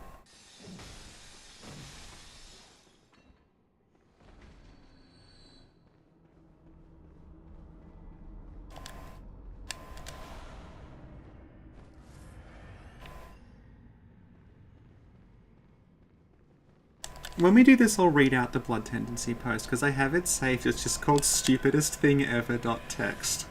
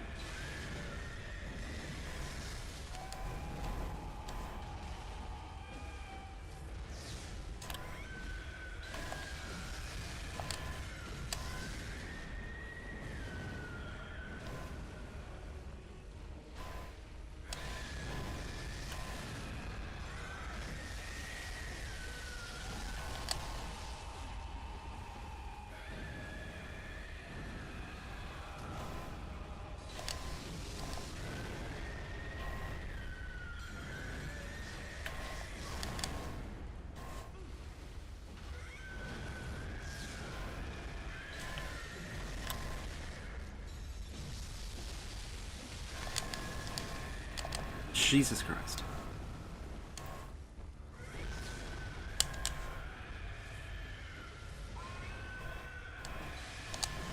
Oh, he got me.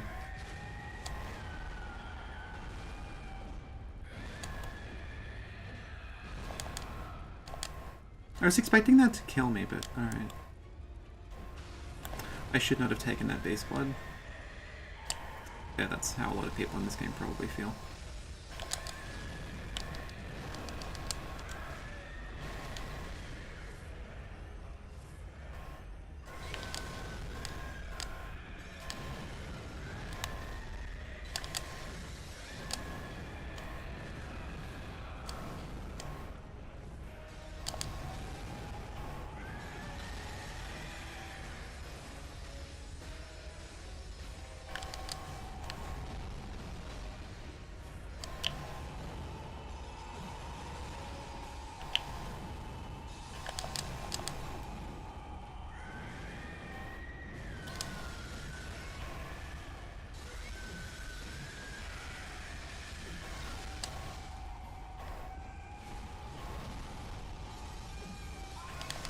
Okay.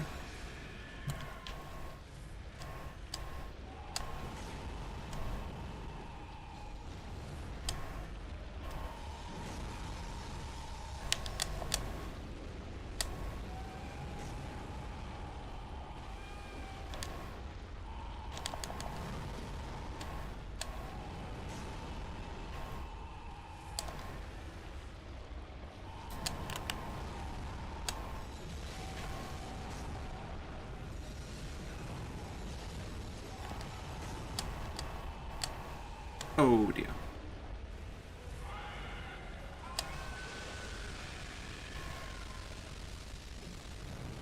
Good, we have the at-risk weapon.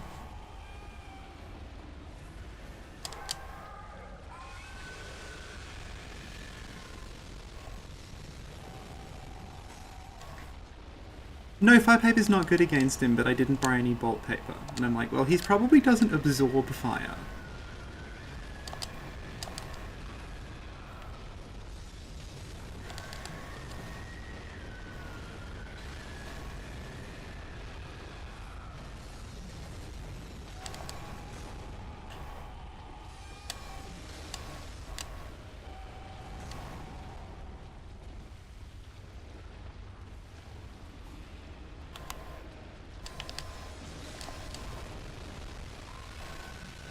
Yeah, we're not going to do this.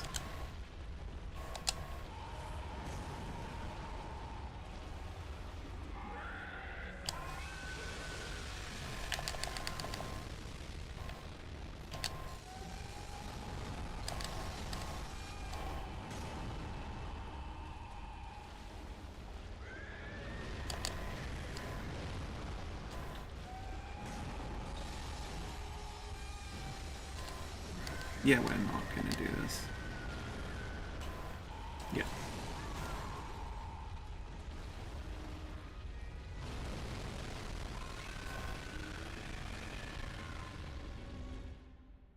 Okay. I think we did okay.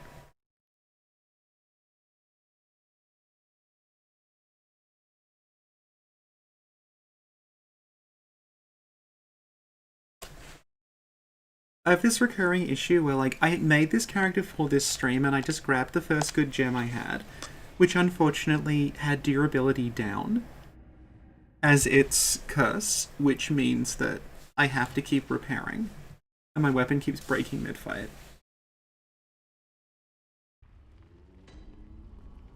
Oh, the cat. The cat might show up again. She's actually asleep. She's asleep in that little purple blanket.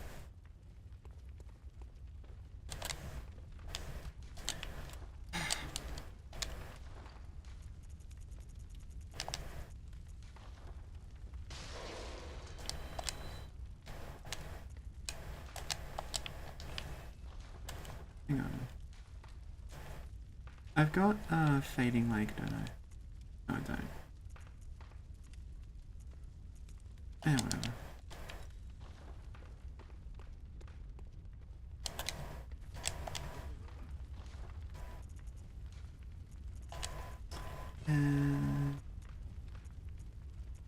I like projectiles I can use. Next Arcane's Terror. Okay.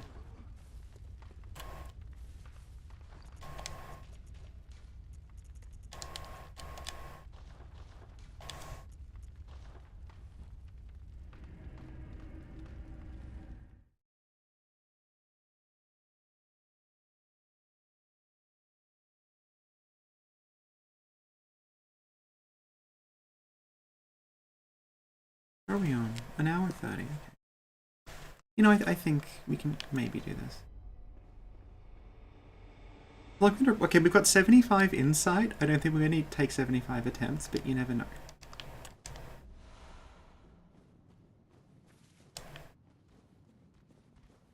Yeah, see, like, when you get there, he turns around and comes out. And that's when they start fighting. Ooh, was a mistake.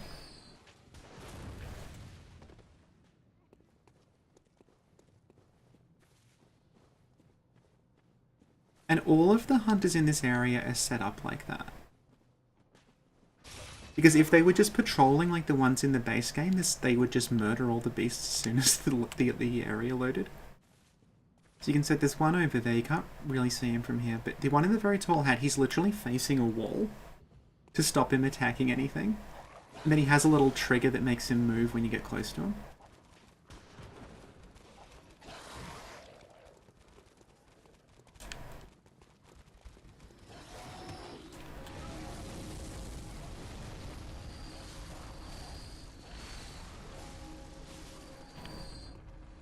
What are they? I think these are Molotovs. Yeah.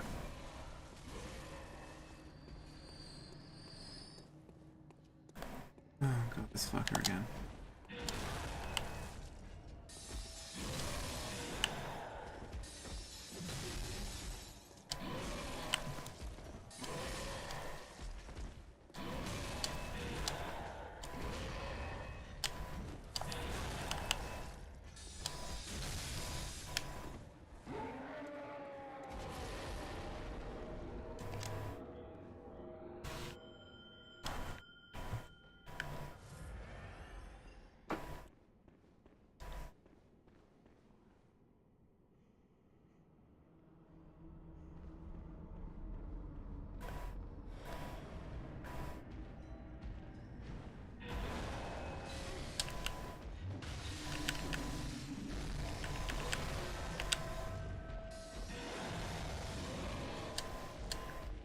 Oh my god.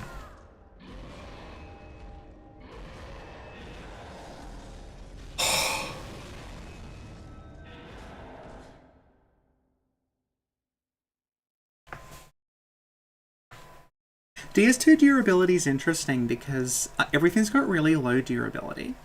So it's almost like they're giving you ammo for the weapons. Like, they'll have a weapon that's got, like, a really powerful effect, but it eats durability really quickly. So rather than making it like a standard sort of RPG setup where the weapon needs to be repaired, it's like, oh, every time you rest at a bonfire, you get, like, this many attacks.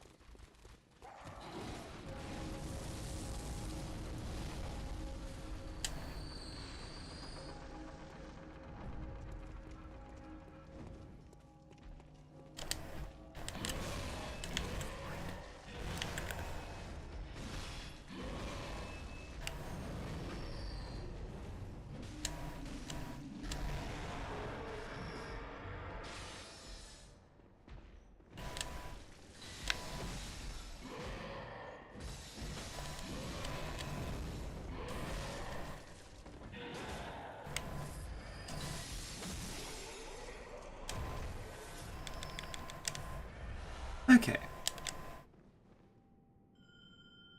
Oh yeah. So Dark Souls 2's durability is tied to the frame rate, and back when like Dark Souls 2 they could make it run at 60 FPS.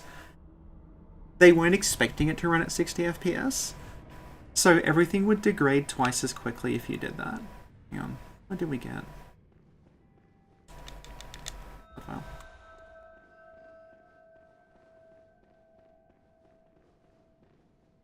See, Dark Souls 3 has, like, a durability sapping, like, acid mist thing. But it doesn't, like... It technically works in that the durability goes down. But also, like, the durability is so high that you basically need to stand face first in the acid for, like, several minutes for it to make any difference.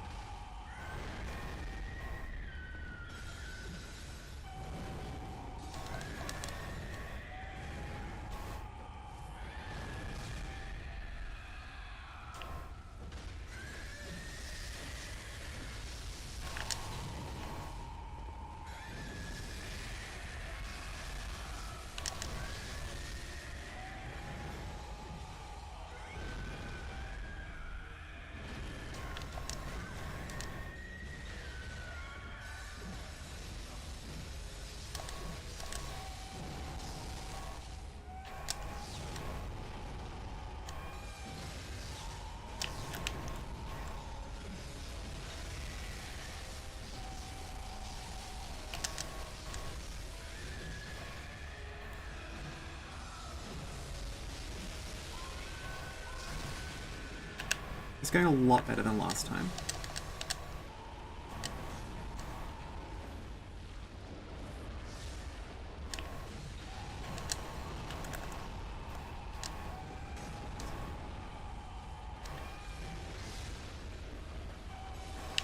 Jesus, okay.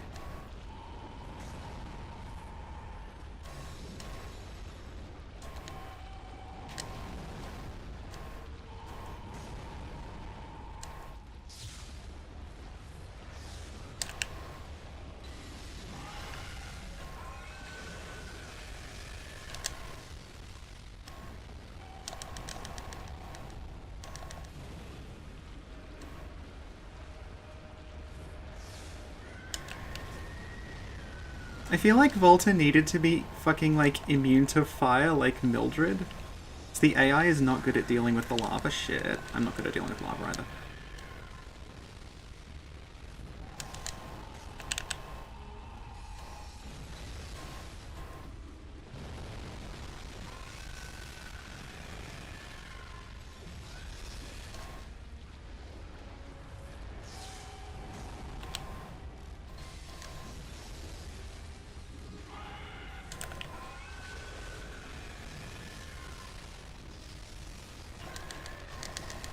Jesus Christ.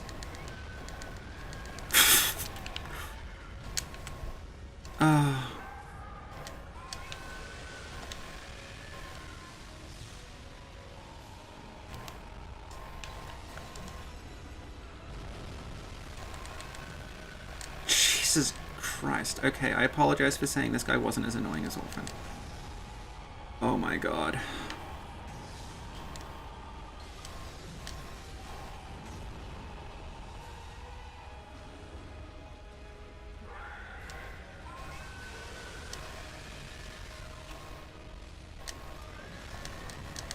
I have no idea what's happening, like, half the time. It's just this mass of, like, fur and flames.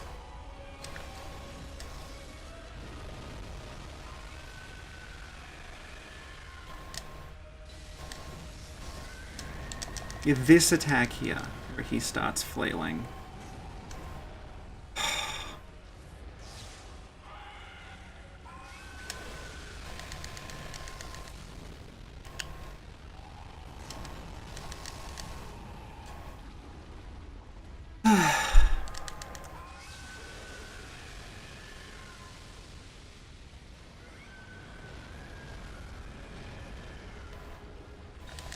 Oh no.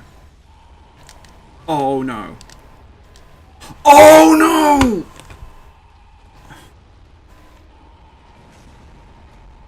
What is this?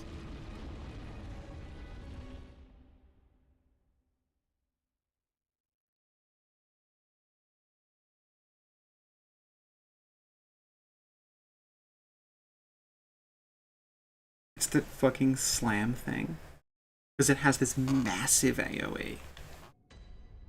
I mean, we got this.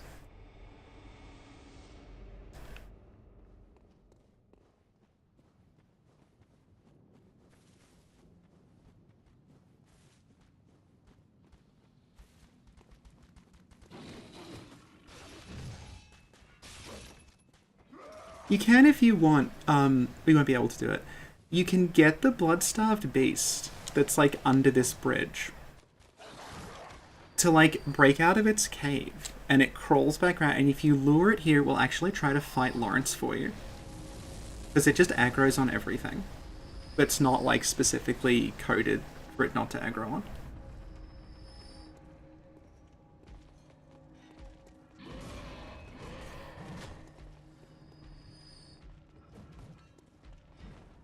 I wonder if I can just lure it down far enough that it ignores me.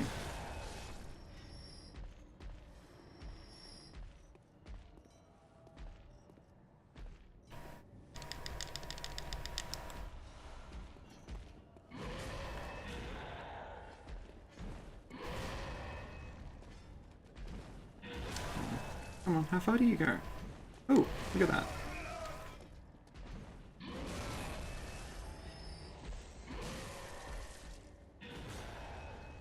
Maybe if I just bolt, it'll lose track of me.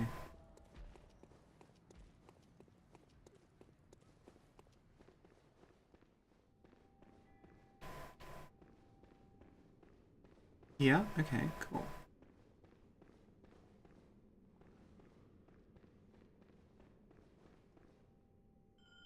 See, Volt is probably going to aggro on it as soon as he appears, but...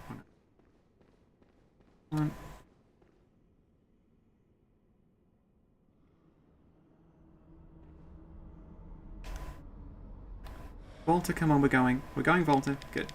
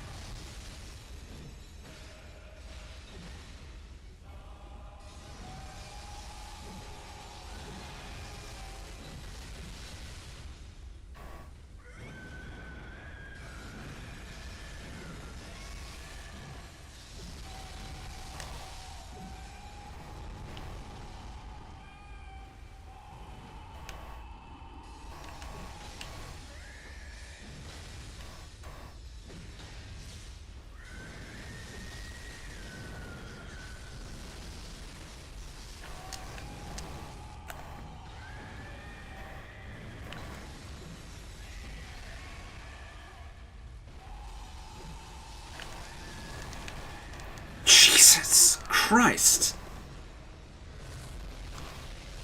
Hey, Meph! Altair had to go, so I'm stuck on New Game Plus Lawrence by myself.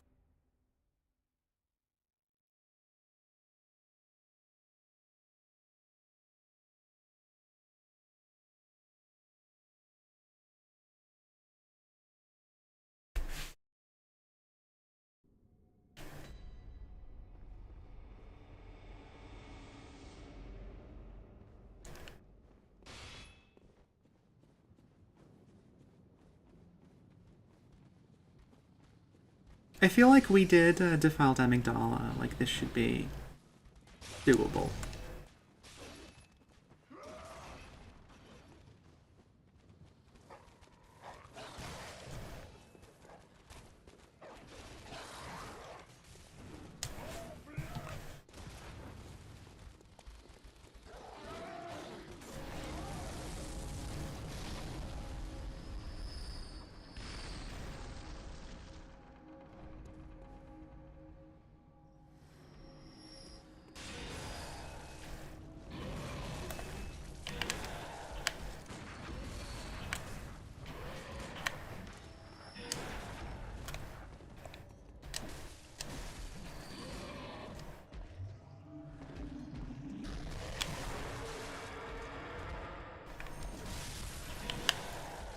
Oh my god, just do the...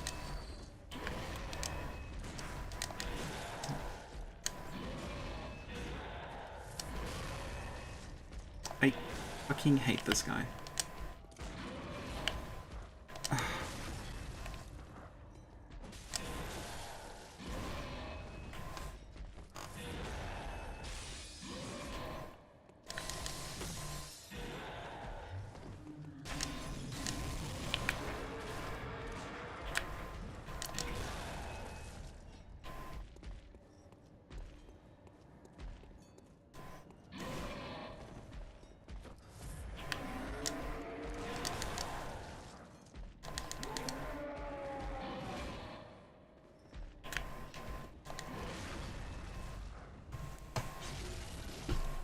We have a cat visitor.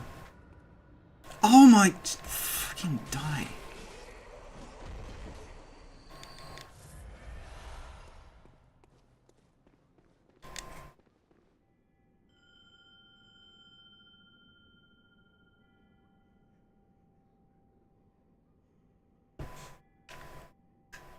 That's where the note would normally be, in this area.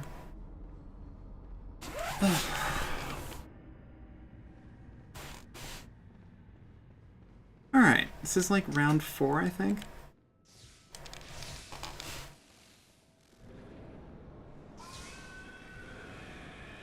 Why am I bothering getting echoes? Come on.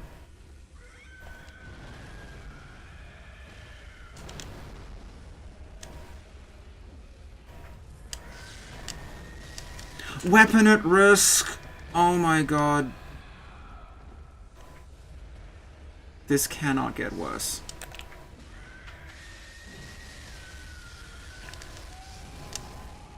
I think we need to get out of here.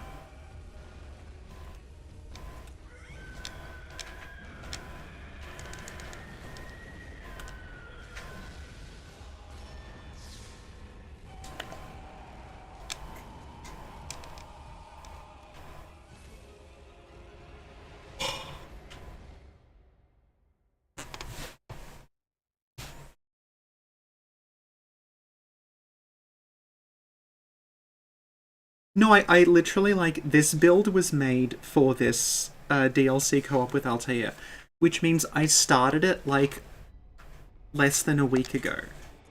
And I just had to do this really, really quickly, so I just went and grabbed the first curse gem I could find.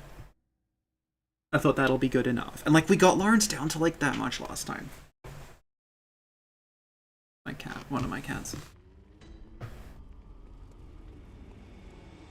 It's just his, like... His moveset is basically just a weird tantrum he's having, and it's really difficult to, like... Particularly if you get stuck in a corner, it just becomes this mess of, like, hair and fire, and you have no idea what's going on. Right.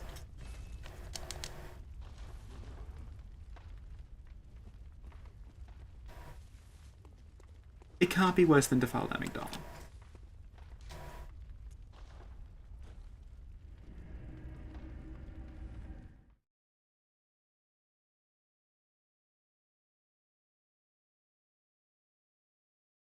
Where are we on now? We're on 1 hour 55. I don't know how long this is going to go for. I wanted Altair and I to do the Nightmare Frontier after this, because we didn't do it in the base game, but... I think by the time this is over, I'm just going to be a hollow shell of a person.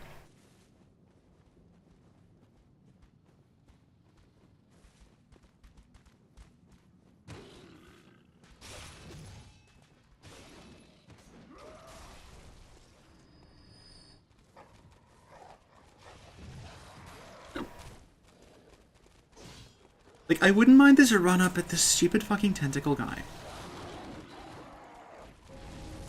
Who, like, even if you can fight him properly, is a giant damage sponge.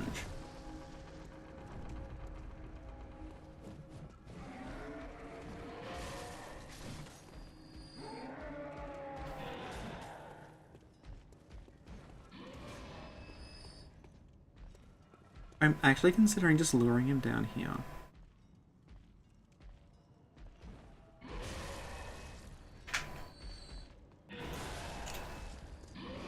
Come on.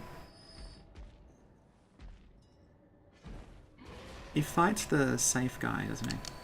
Okay, cool.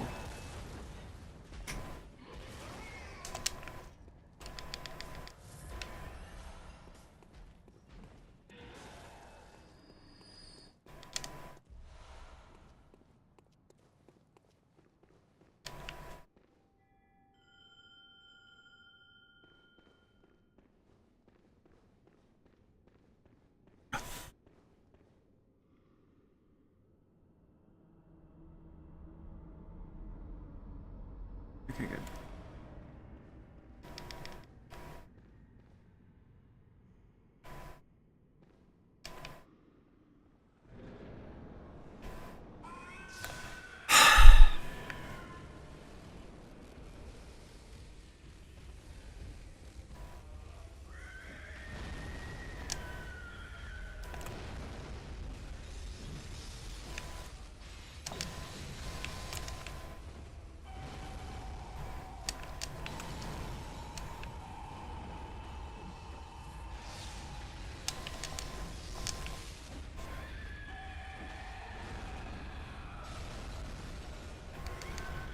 I'm honestly surprised that isn't more damaging, because I was convinced that would one-shot me, but no, the one-shot thing is his slam attacks, just that the fire sort of AoE they create.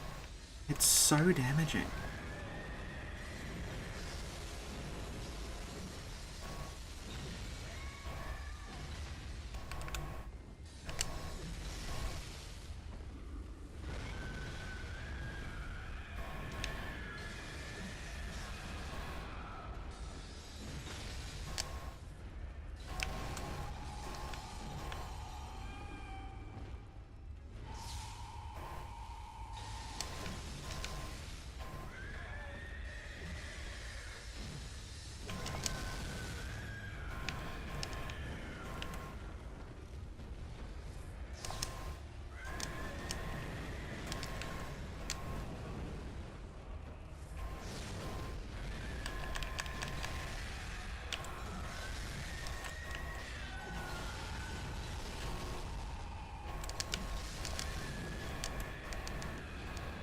Oh my god.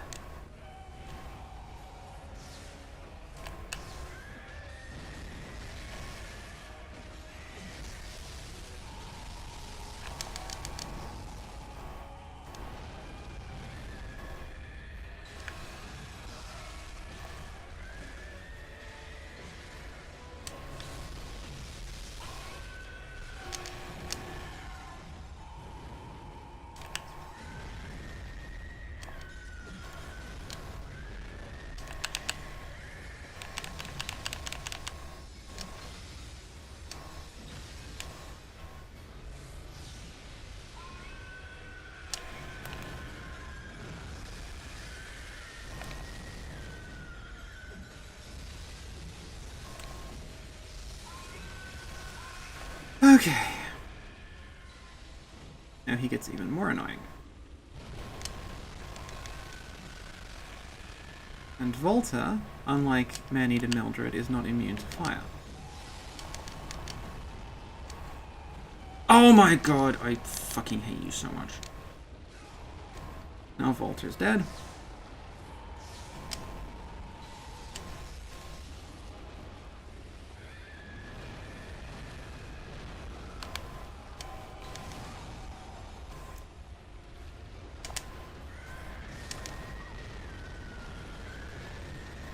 Like, Jesus fucking hell.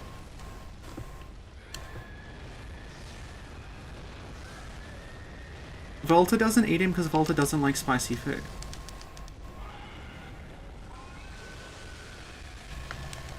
Lawrence is like 5-alarm chili, look at him.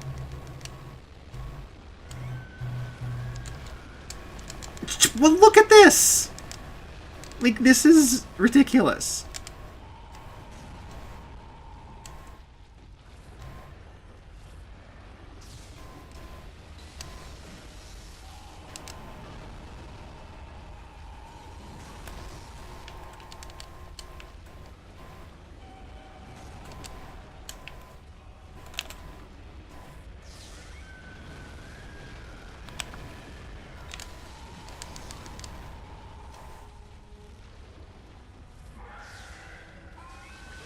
And sometimes your character doesn't fucking run. Oh god, I don't think we're going to be able to do this. This is horrible.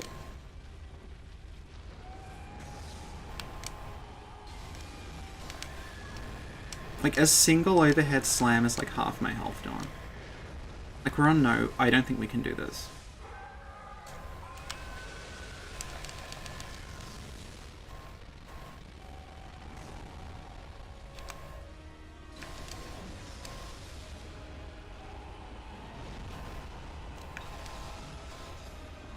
No, because now there's a fucking wall behind me, so the lava is unavoidable.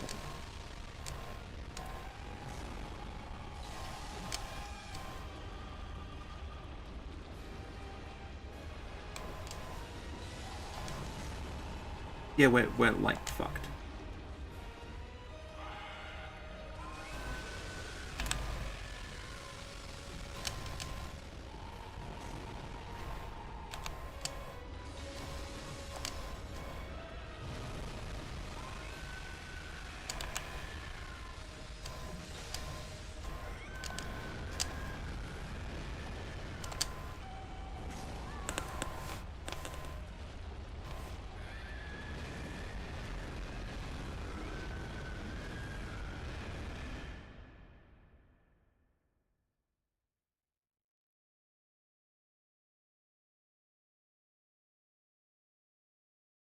Yeah, it's the charge set because it's got the fire defense.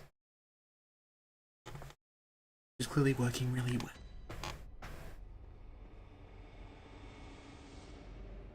The thing is, like, this character is very kind of bare bones. Because they were made for the run, so it's just like, what is, hang on, what is my durability? 168, okay. So it's just like, the first cursed gem I could find, no, like, decent, like I don't have the bone ash set. Most of my points I think are just in strength and skill.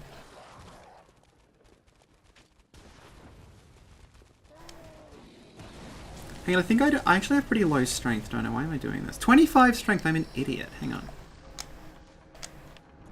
Why do I have a strength weapon on a build that's 25 strength?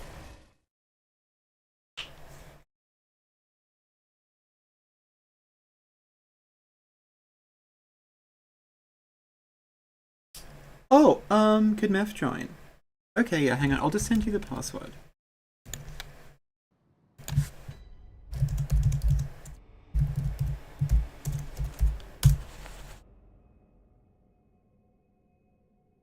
I will just, hang on, I'm gonna switch out the gems to put them in my, church pick. So Meph, if you check your Discord, I just sent you the password that we're using.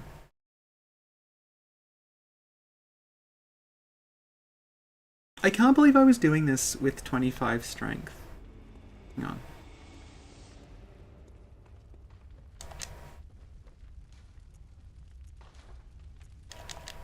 Okay, now we're in fucking business.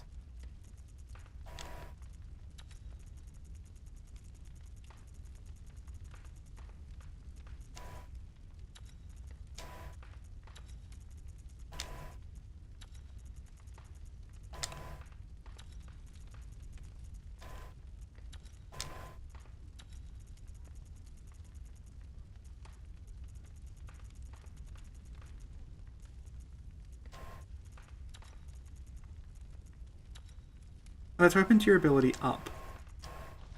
Okay.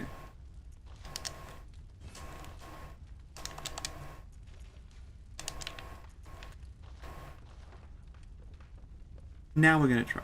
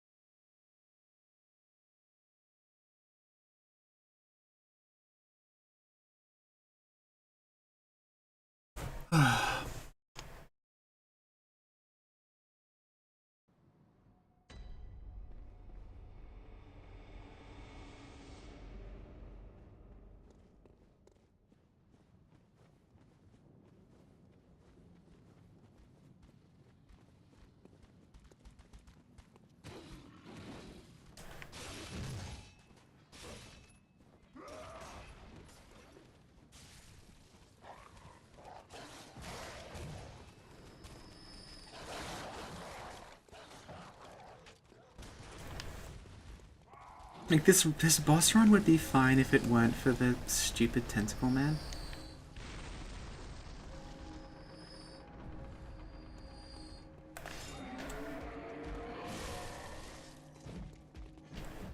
Oh my god, just...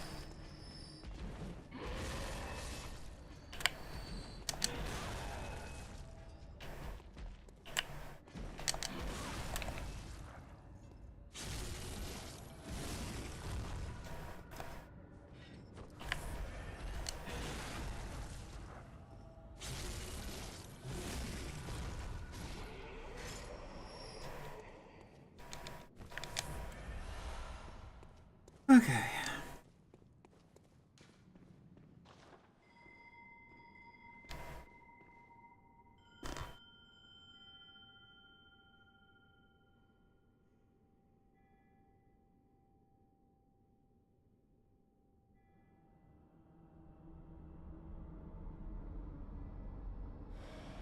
Okay. So, let's see if Meph shows up.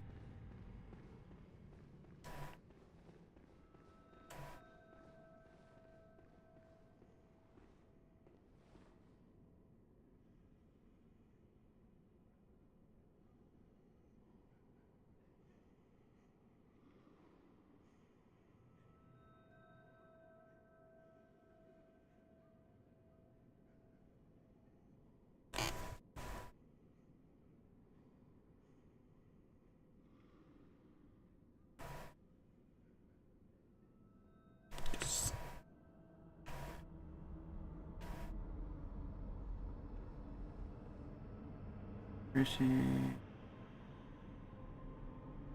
Yes! Oh my god.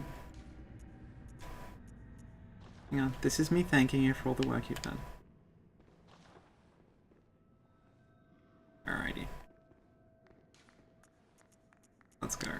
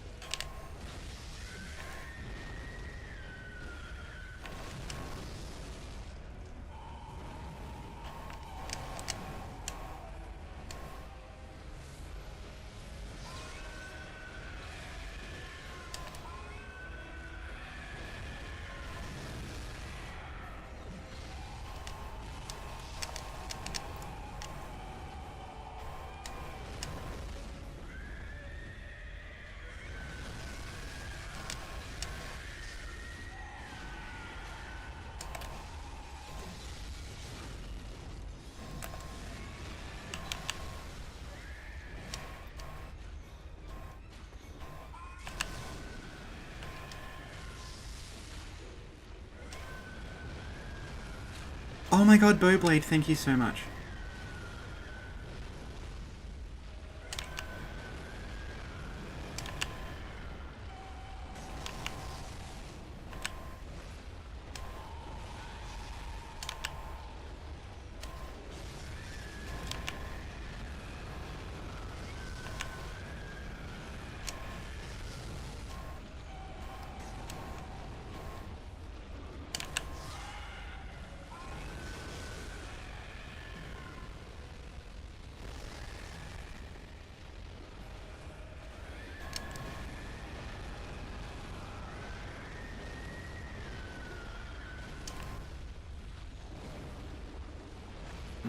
Leave her alone.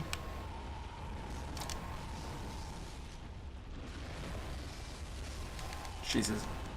Now leave me alone. Leave everyone alone and we'll be fine.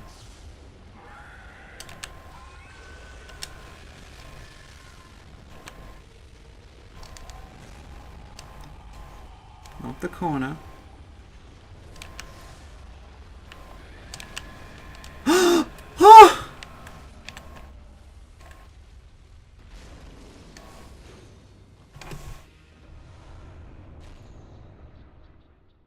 Oh, thank you so much. We did it.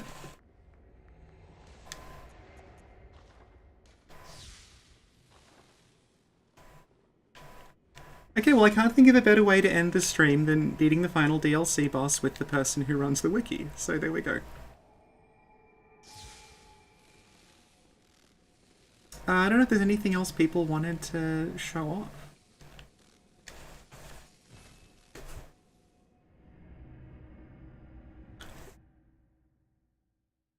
It was meant to be, it was. So that was... Yeah, we're 2 hours 15, so... Last time I switched OBS windows, it made the stream crash. So what I might do is... I'm gonna show off what we get for beating Lawrence. And get this. Amazing.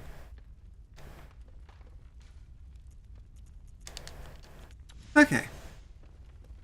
So we've banished the worst vicar.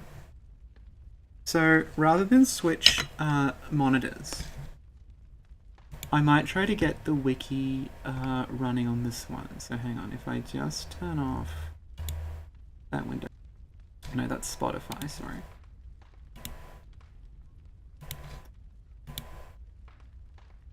And it's gonna be a little cramped. Hang on. Change that to... Alright. Back on again. There we go. This is going to be a little cramped, like I was saying. Because I have to do this on one window. I don't have to worry about the other window going wrong, so let's put you over there. Okay, so people wanted to see the old Hamlet. I think it's under the my 3D models. Here we go. Oh, hush you, it was very hard. So these, this is one of the pages that we do mean to update at some point.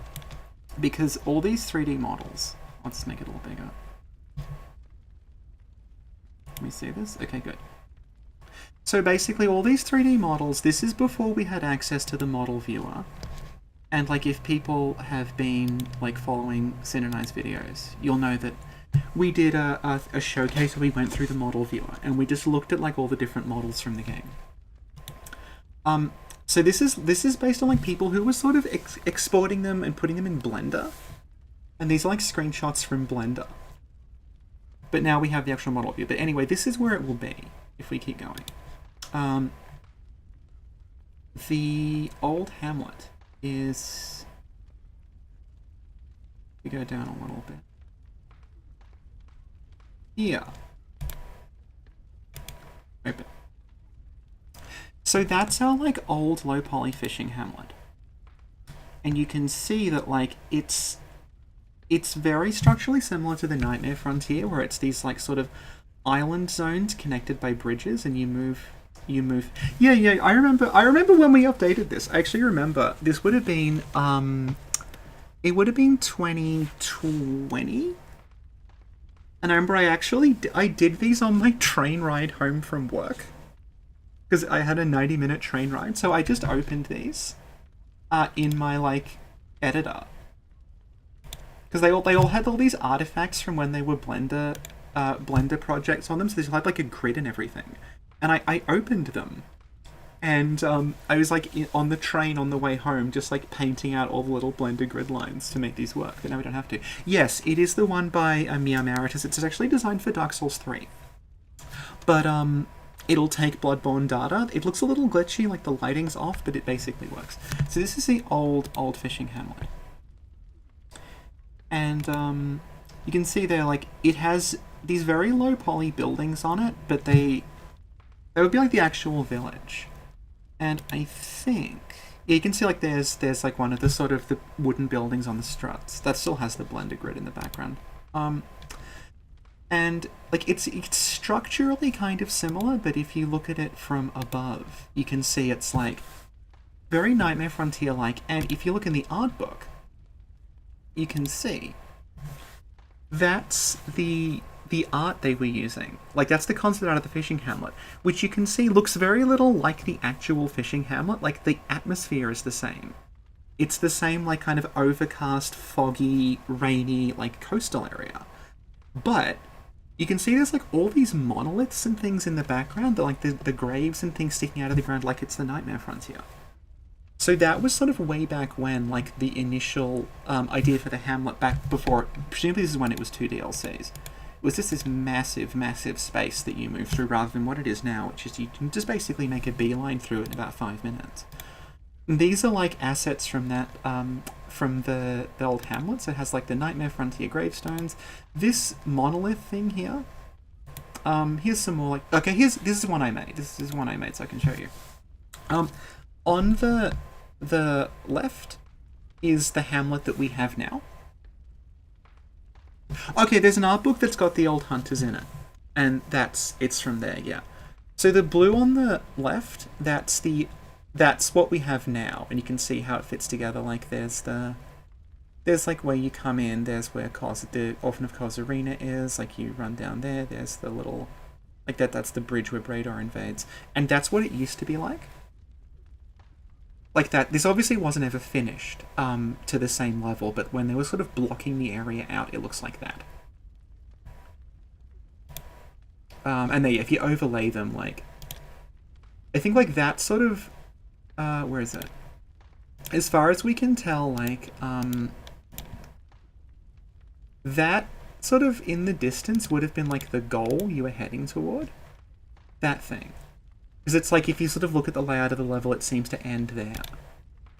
And we were like, okay, if you overlaid the old Hamlet, if you said, okay, that's probably the boss arena, and you overlaid it, it was like that. So old Hamlet was like way, way, way bigger, and like it's a much more like open space. So again, like very similar to the Nightmare Frontier.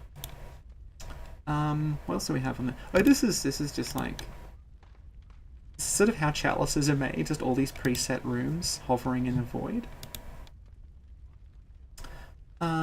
This is interesting.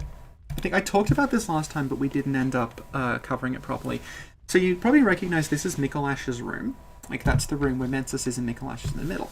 But Mikolash, obviously, we've talked about this before, in earlier versions of the game, he's not dead at this point. He's being chased by you and he runs through Hemwick. So this is what used to be in that room before it was Mikolash's corpse. It was this big pile of those rocks. And if you look at them, they're the rocks from Nightmare of Mensis. And this is further, like, tying into the idea that Nightmare of Mensis is probably not designed initially as a nightmare area. It looks like it was designed as a waking world area, and they just got those weird nightmare rocks and just stuck them everywhere to sort of visually tie it into the frontier. They were praying around that, and I've heard but not seen, but I've heard it from someone who would know, that the older builds that, like, haven't been seen for NDA reasons, this rock thing, it's a statue of Ebrietus that, like, no one, I think, has ever seen before. outside of that build. It's like a statue of Ebriatus, and she's holding Rom like this. And I think it's probably back, like, Rom may have been Ebriatus's child or something at that point. And it's like a Pieta pose with, yeah, the Ebriatus with all the tentacles and everything holding this, like, dead Rom. And yeah, just, like, maybe the Altar of Despair is probably just, like, a callback to that. Like, they liked that imagery. But yeah, like, this, like I said, this is an old page. Yeah, it's at 2020. This is a page from 2020. Like I was saying, I remember going into Microsoft Paint and just painting out every single one of little Blender grid lines to make this work. But we'd obviously be able to do it much better today. Actually, we did. Wait a minute. We did do it better.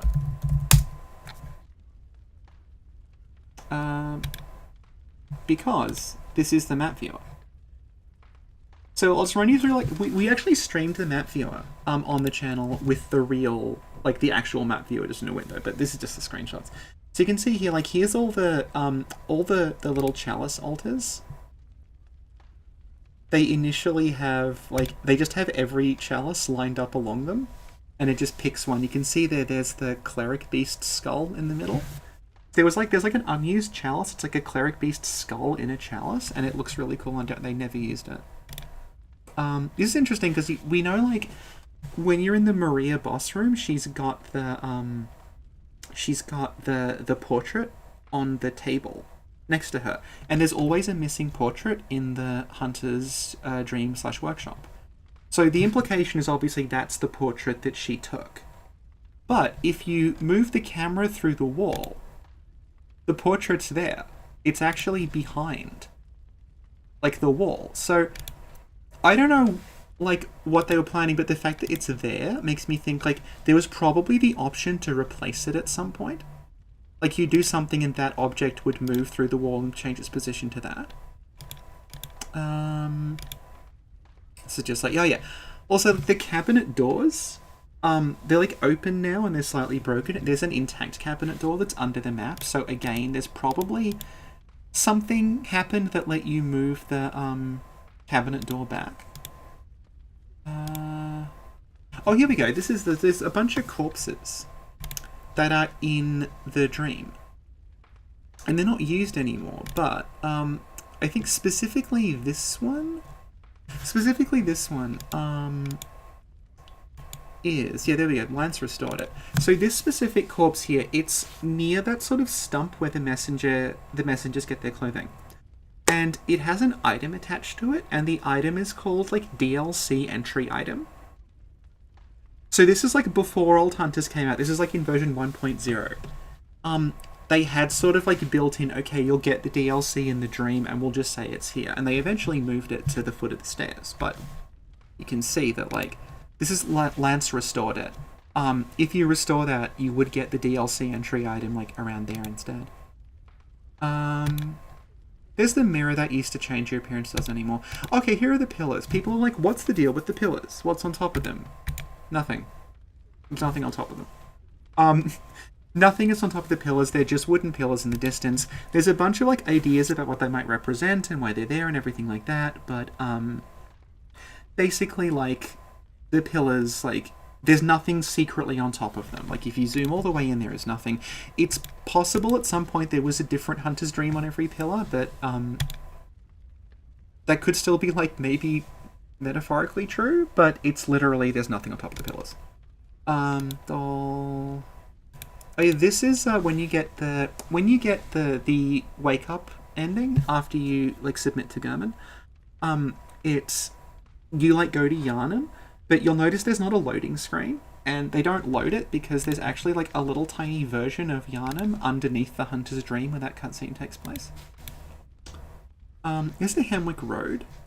People have, like, asked about this, because it's, like, some people don't know it's there, but basically in Hemwick, there's, like, a little road that goes alongside it it's got collision and it's fully modeled and has little, like, lamps and everything. That's probably from an older version of the game.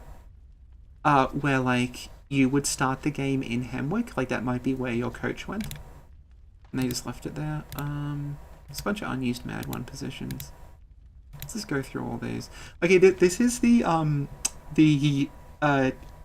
like space destroying where you get to Old Yharnam. So like basically, if you've ever gone to Old Yharnam and looked back, you're like, that path doesn't make sense. So this is what it looks like overlaid. It doesn't quite work. There's just a bunch of other beast patients here. Some more corpses. So Old Yharnam. There we go. This is interesting. Fur Erden Chapel. Yeah, there's like a different position for the lamp, but more importantly, there's Ariana's baby is here, and it's by the chair that she's in normally. So she may, like, I think at some point she was going to give birth, like, in the chapel. And then they ended up having her do it in the sewer. But yeah, like, her baby's there. There's those guns I was talking about. So these guns are they're in the DLC, you'll recognize them. They're these, like, pressure plate guns that when you walk toward them, they shoot you. They're actually based on a real gun that was used to defend graves in the 19th century. Like, you'd put these down to stop grave robbers. And yeah, this is the base game. This is not the DLC. They're everywhere. Like, they're just around Cathedral Ward. And they don't activate them. Like, you can see there's the pressure plate. If this is where you run up and there's the sniper with the 2 dogs. Like, there's the pressure plate to activate the guns. Like, it's all there. And they just don't ever load them. They don't use them. But yeah, like, that's like a base game concept that they cut and put in the DLC. So next time anyone's like, I'm talking about Shadow of the Erd Tree and I mention something and they're like, oh, well, it was cut for a reason. I'm like, yeah, but they cut shit and put it in the DLC all the time. Bunch of the Wandering Madness locations. Oh yeah, you'll notice, like, every time it loads, like, a hunter, they'll have, like, everything equipped at once. Because that's, like, decided later on what they'll have. It just loads, like, the base hunter. The Lauren Cleric spawn points, I don't know if the spawn points are there, but, like, if there's like a big table, just like a big table of data, and it does list the Lauren Clerics as an enemy for Cathedral Ward. Okay, this is interesting. We're talking about the Amelia cutscene. So when the blood splatters all over the statue, the way they do that is that they just have a statue with no blood and then a statue with blood, and they change positions. So there's, like, you can't see it because of the way the map view is rendering it, but that's like the bloody statue. It's under the cathedral. And basically, during the cutscene, it just swaps their places around. This is a copy of Bergenworth that's, like, floating in the sky. And you might think, is that the one they use for the Bergenworth flashback? And it's not. The one they use for the Bergenworth flashback's under. This is, like, off to the side. And it doesn't seem to do anything. It doesn't seem to be used. And it's got all these enemies inside it. There's, we talked about this. That's the old lady who used to fulfill the role of Yosefka. Like, she was the character you'd wake up in her place after, the blood transfusion. Instead of Yosefka, it's this, like, strange, like, hunchbacked lady who's walking around, who possibly became Murgo's wet nurse at some point. There's also, interestingly, there's the Blood Minister. He was an NPC, so, like, that's the guy in the intro who's like, oh, you'll think it all about Dream.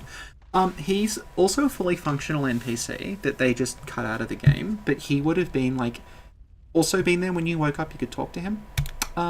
There's also, interestingly, beast patients in the clinic. So it's not just the Celestials. Like, there would have been... I guess this is, like, you know, they were transformed people. It wasn't necessarily experiments of Yosefka, but there's, like, all these beast patients that just don't load. Bunch of, like, Celestial Lava for the clinic, Garden of Ice for the clinic. We've talked about that a fair bit. That's the room that the intro happens in. So instead of that happening in the room that, like, you actually wake up in, it happens, like, in this little closed-off space, and then it just moves you to the room you wake up in. That's how they do most of the cutscenes in it. That's the left, you can see, that's the spiral stairs you take up, like, Imposter Yosefka's up there, and it's like, oh, I want to try my hand on a hunter. So you can see there's a door there, and you might think, is that door just, like, a piece of leftover geometry that's, like, just there randomly? And it's not. Because, like I mentioned, there was another door under there that sort of led through to there. So there was presumably, like, a passage that went along here, and they deleted it. And the hunchback lady, she used to be in that passage. Like, that's where she would sort of hide out. And I remember, like, when this was first discovered, Lance restored her. And he couldn't figure out where she was, and he kept saying, like, I've restored that character, but she dies as soon as the map loads. I don't know what's happening. And it's because he restored her to one of her positions, which was here, so she's just falling out of the map and dying as soon as the map loads. And he eventually was like, oh, that's what happened. Oh yeah, mad ones, but there's actually quite a few mad ones. You can recognise like that's the bridge that takes you to Gascoigne. Mad ones around central Yharnam. Because the mad one effect, like right now the way it works in Hemwick is if you go there with enough insight, the mad ones spawn. And that's the only area it does it. But like they were going to be like throughout the game. There's also some in Mensis. What else do we have? Just some alternate enemy placements. Oh, that's interesting. Yeah, that's where the pig is normally. But there's also like a guy with a Gatling gun at the end. It's like instead of the pig charging at you, there would have been a Gatling gun hunter at the end shooting at you as you ran up. A bunch of Wandering Madnesses they don't use anymore. There's a sleeve that no one knows what it does. Like, it's there floating out of bounds. Like, I got, like, Lance to go there once, like, in no-click. Like, does this do anything? And we're like, we have no idea what it does. For all we know, it was a debug item. Like, I don't know. That's, if you want to know what's behind, like, the Cleric Beast door, it's just, like, this sort of passage that continues onward. There's the Summon Gascoigne. More summon. That's all, like, Summon Gascoigne's original locations.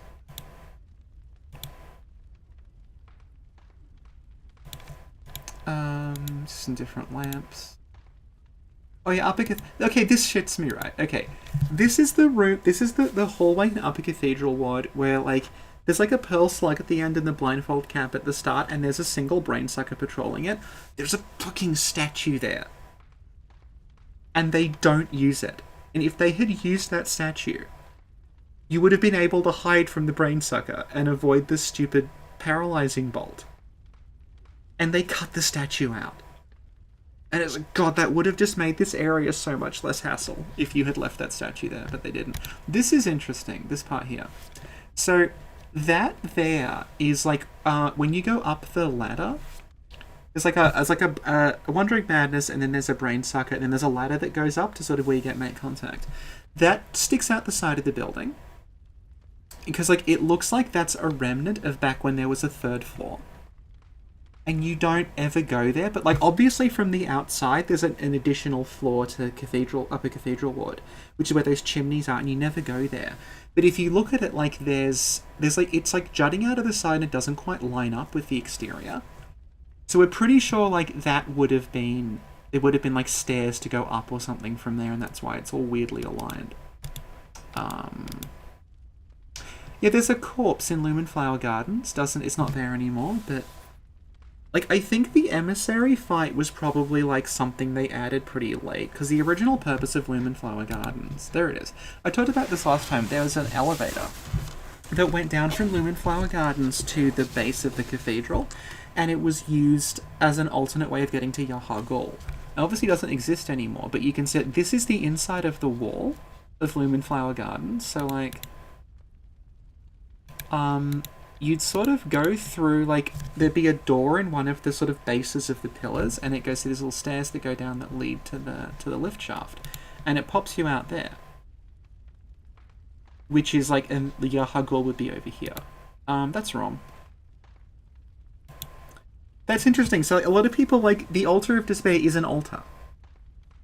Like, that's what it looks like. You just don't see it very well because it's so dark. But Altar of Despair, like, it is a church altar. This is it. And you can see, like, it's got, like, you know, little alcoves, and it's got, like, the tree behind it and everything. It's pretty much a copy of the one that Amelia's praying to. It's like ROMs sort of being offered to the altar. Here's a little... I made this. This is a little cutscene, cutaway that I made. That shows you how it's all connected.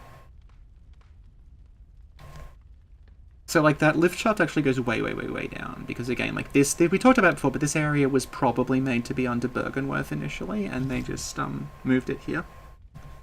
So it doesn't quite line up. And, like, presumably the second altar that they didn't go with would have been, like, up here somewhere. That's Annalise's room. They just hide it, and then they go pop during the cutscene. This is, leftover grass from, like, when there was like a different path around Canehurst. You can, like, they did this in Dark Souls 3 as well, There's some paths in Irithyll where they deleted the path, but they left the grass there, so you can load up the grass and you get like an outline of a path that used to be there. Just some different Wandering Madness locations. That's Annalise's throne room. That's underneath.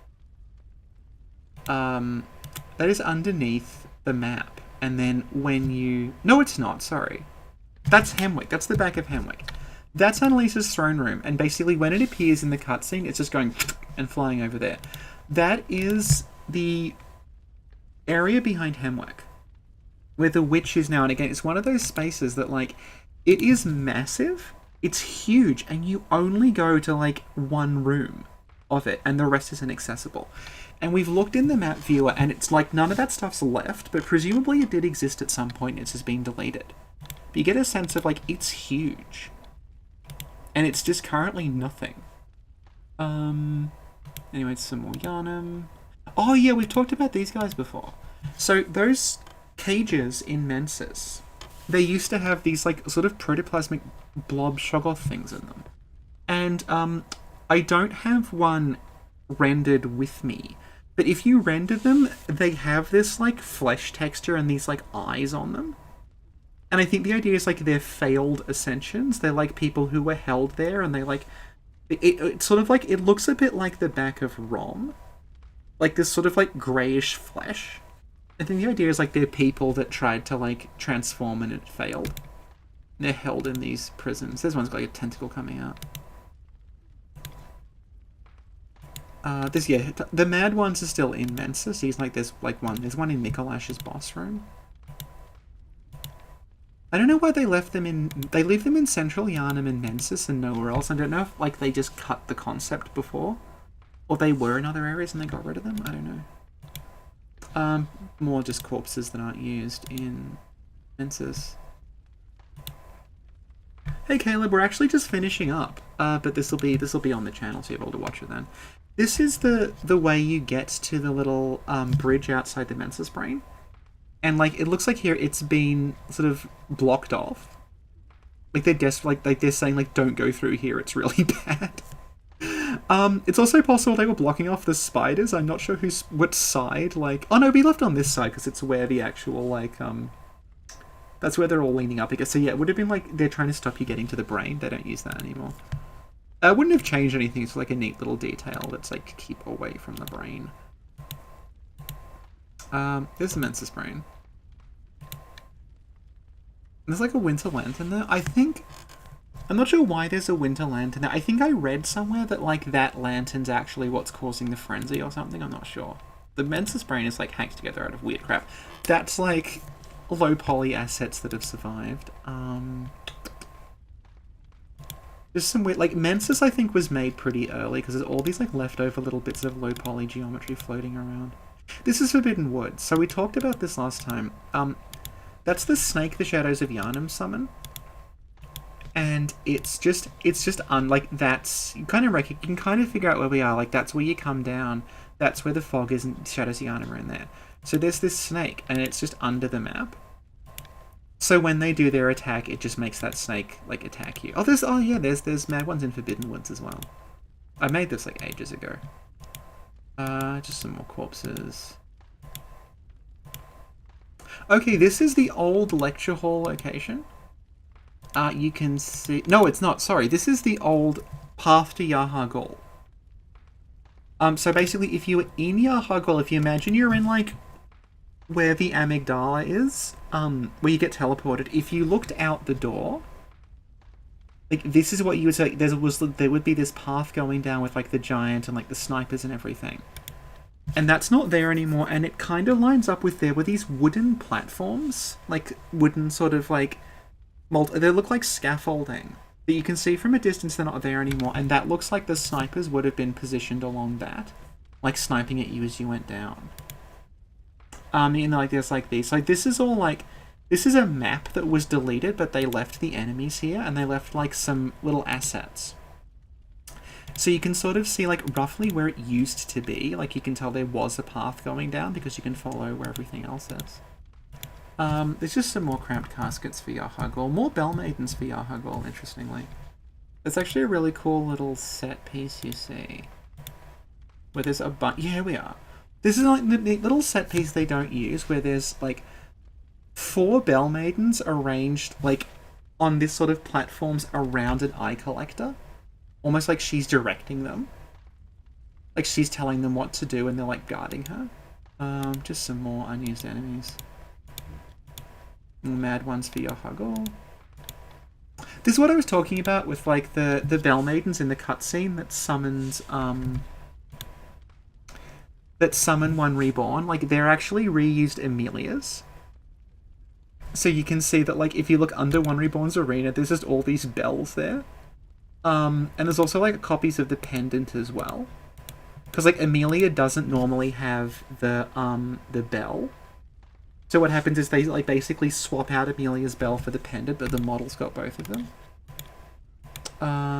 Do I have a copy? I don't know if I have a copy of the pendant.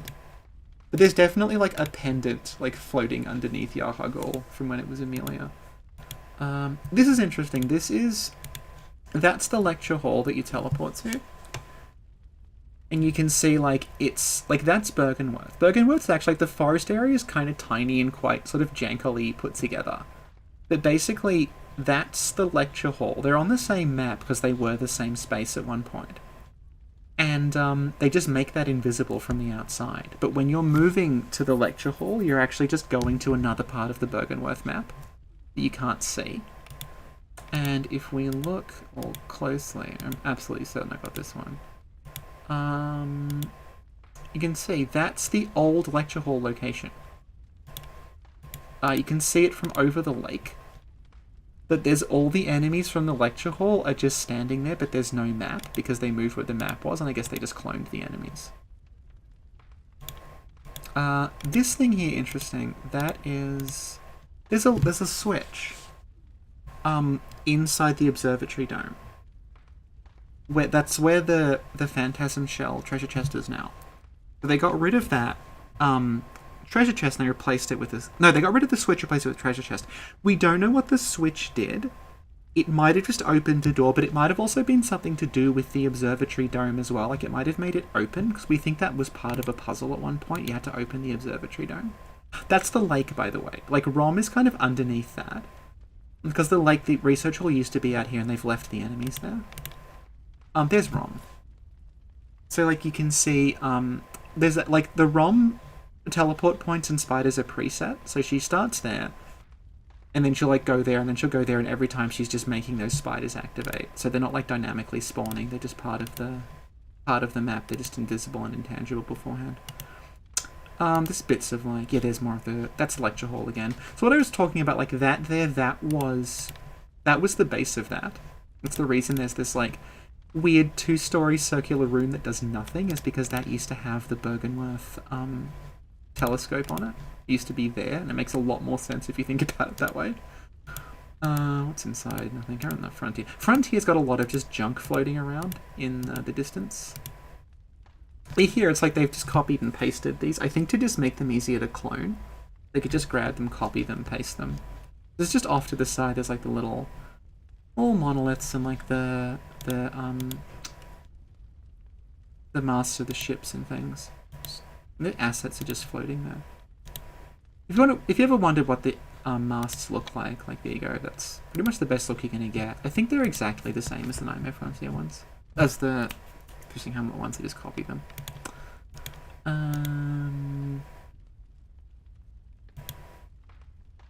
This is getting into the DLC now.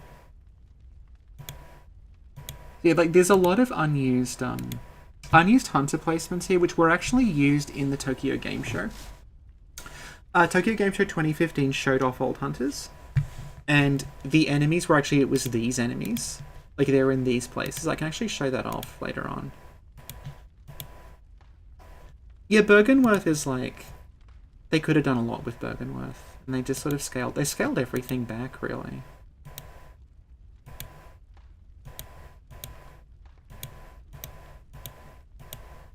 Oh, this is interesting. That's the,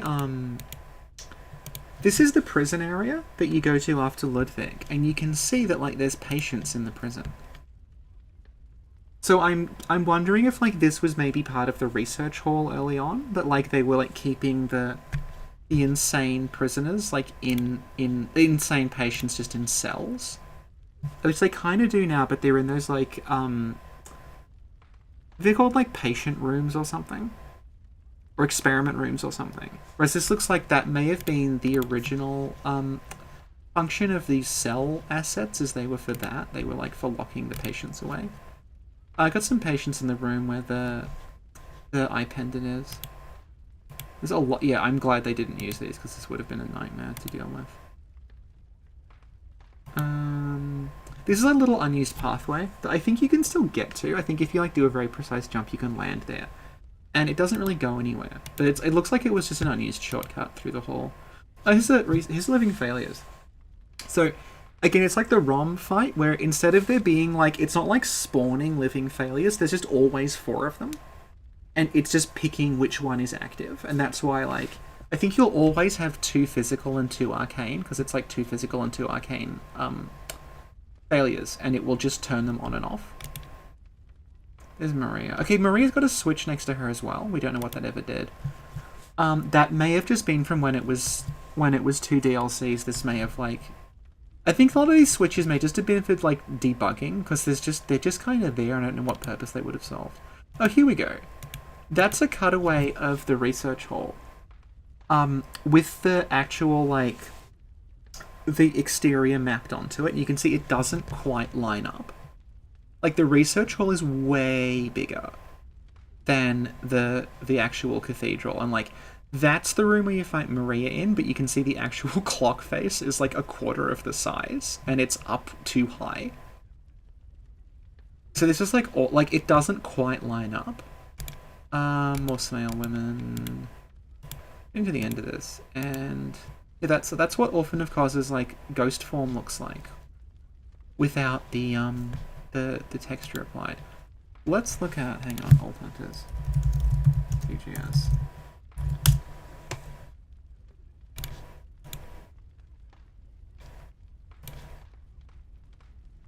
Here we go. So there's a bunch of like Old Hunters promo images that don't really line up with the base.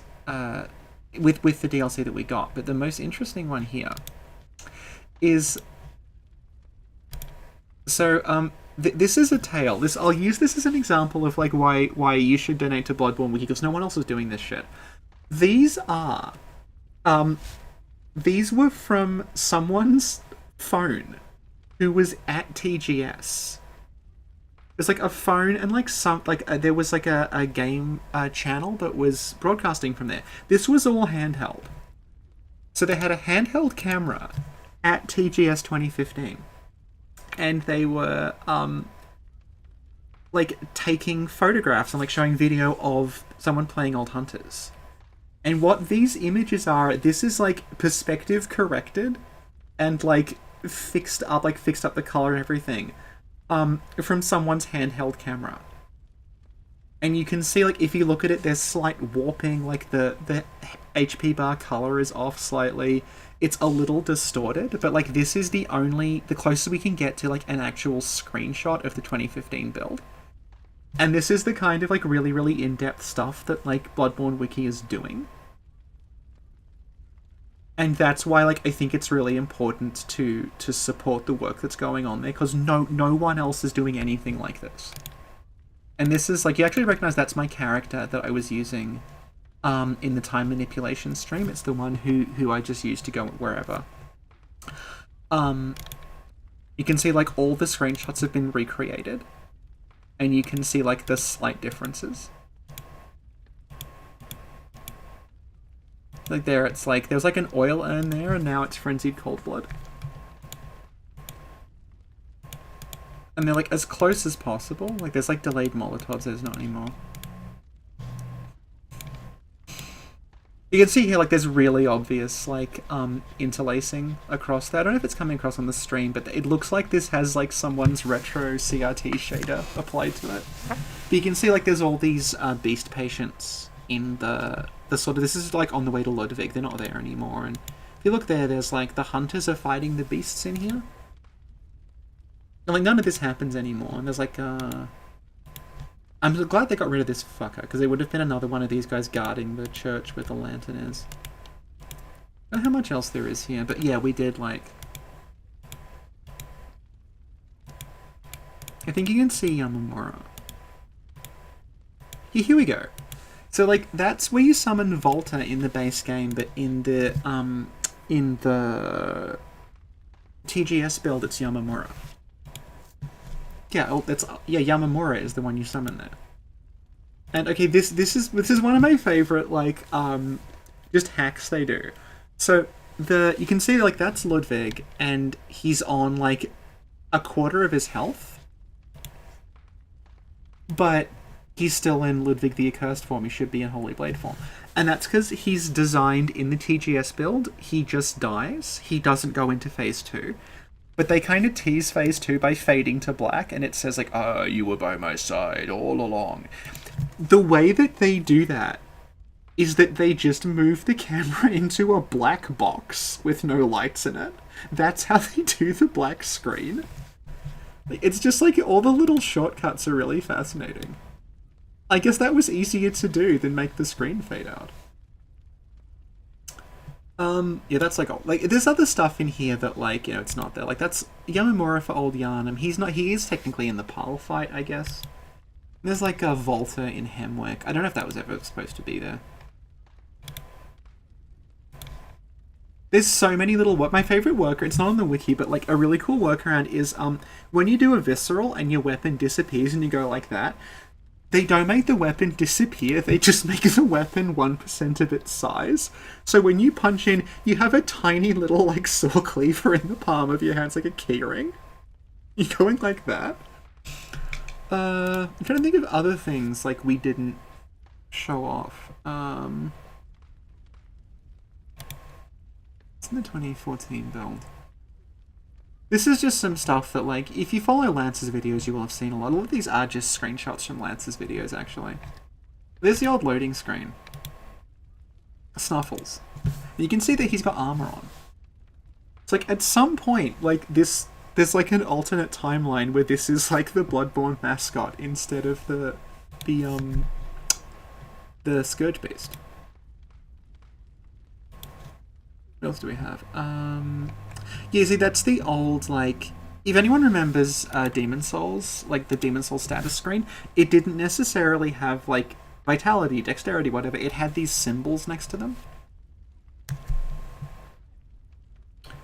And, like, it looks like that, and that's the various, like, status effects.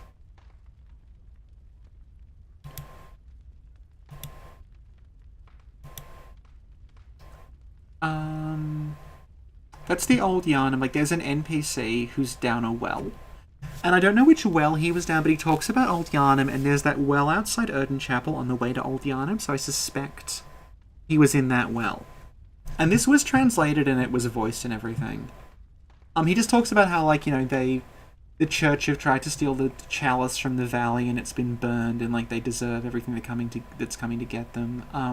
That's the Yosefka character, the, like, old woman who used to be in the Yosefka spot. She's talking, she's just like, hey, you've woken up, your friend Lawrence went to get a doctor for you. This is Lance's exploration of the clinic. Actually, hang on.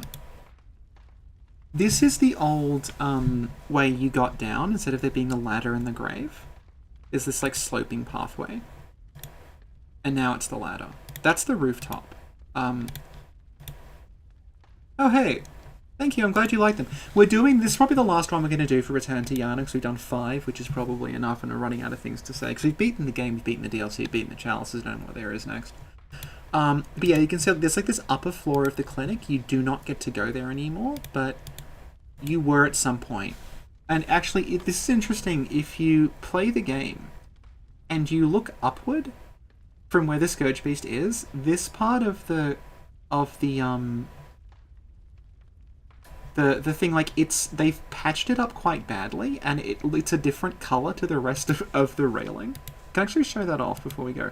And yeah, the idea is it would be like Stray Demon in Dark Souls. Like, this beast is down there, and you do a plunging attack from there to kill the werewolf.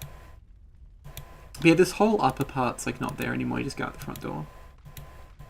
2014 build base. You can see actually here we go. It's like that's where the graves are normally. That's the gate that's locked normally when you start the game. You go down here and there's this, like... I don't know, like, if that was going to be deleted later on or it was a reveal or something, but, like, it's got no clipping and you just walk down into here. What else is in here? That's the old lady. And she, like, you can ask her about... This is confusing because at this point in the game, like, Lawrence was the name of your friend, and the plot of the game was that, you went to Yharnam with your friend Lawrence, and then while you're in the coma from the ministration, Lawrence vanishes, and the game becomes about trying to find out what happens to him, and then they reuse the name Lawrence for the villain in the rewrite, and it's so confusing, because if you don't know that, you find all this information in the, like, old files about Lawrence, like, why is Lawrence here? What's Lawrence doing? Oh, it's a different Lawrence. I think that they definitely have, like, an AoE that they do, but I think that, like, worm effect's not used. Altair would know, because she knows the chalices really well, but I don't think they use that exact effect anymore. Amygdala on the buildings. We showed that off last time. And there's, like, the different enemies for the clinic. It's like this area here, like, that's where the two hunters' minions are. And, like, you go down the stairs and the Gascoigne elevator's there. That's obviously, like...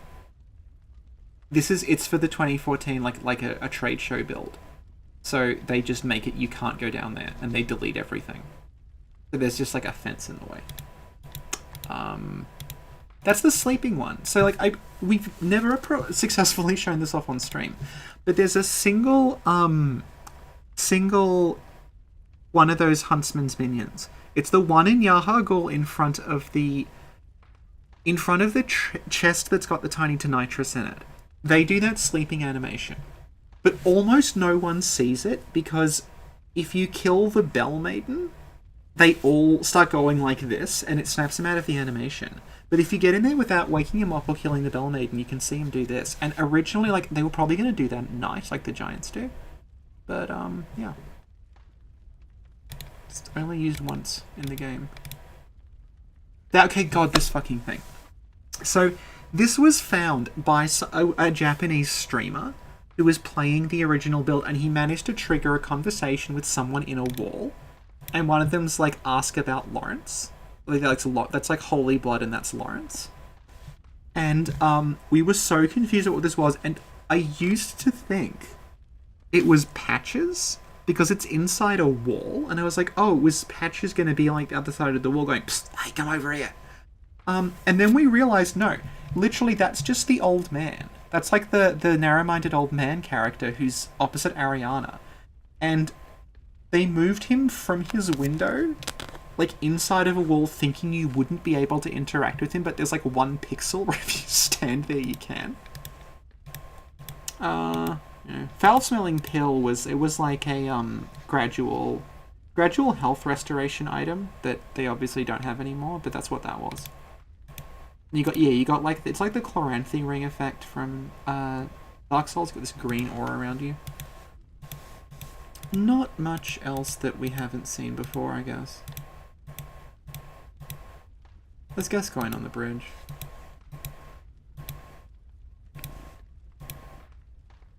Oh yeah, that's the old nightmare fog that's got the messengers coming out of it.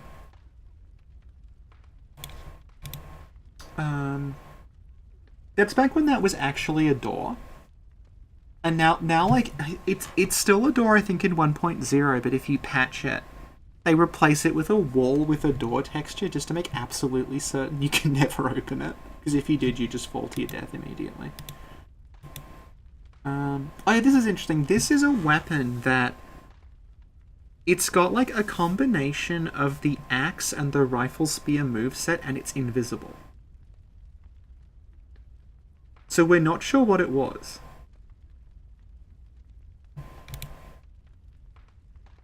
Like, from what I can tell, it's got like the axe sort of like swings, but then it also has the two-hand gun form the rifle spear does, which is almost certainly a glitch. Yeah, it's like if you transform it, it's got the axe's moveset, but the L2 is the shooting. I don't know. It's almost certainly like a glitch. I don't think it's like a removed axe gun. But yeah, that was here.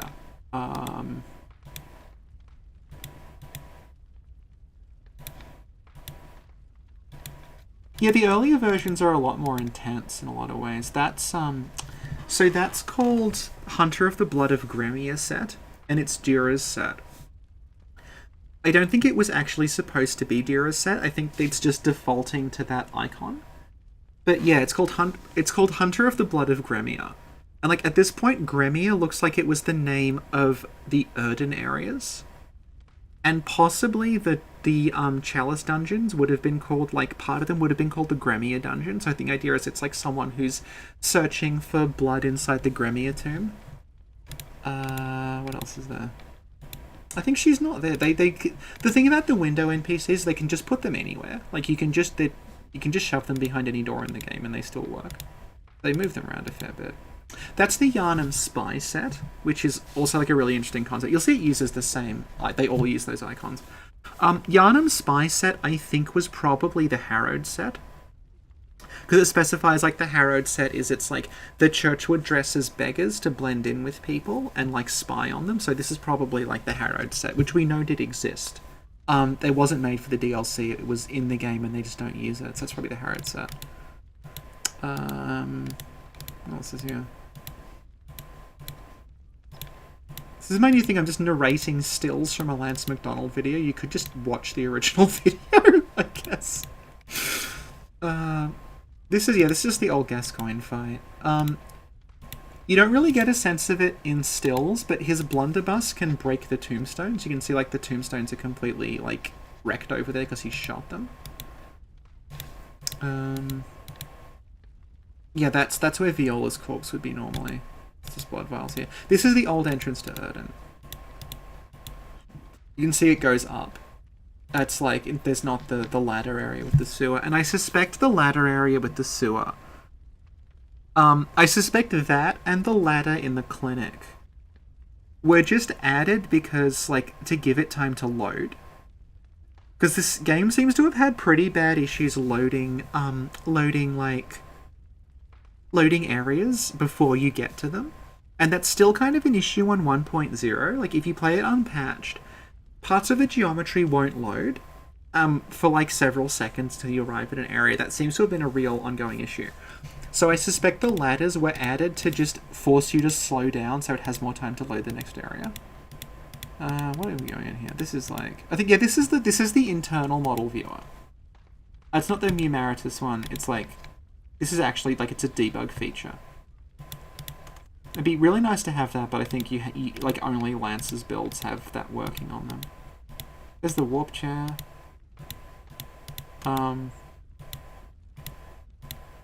We showed off a lot of this before.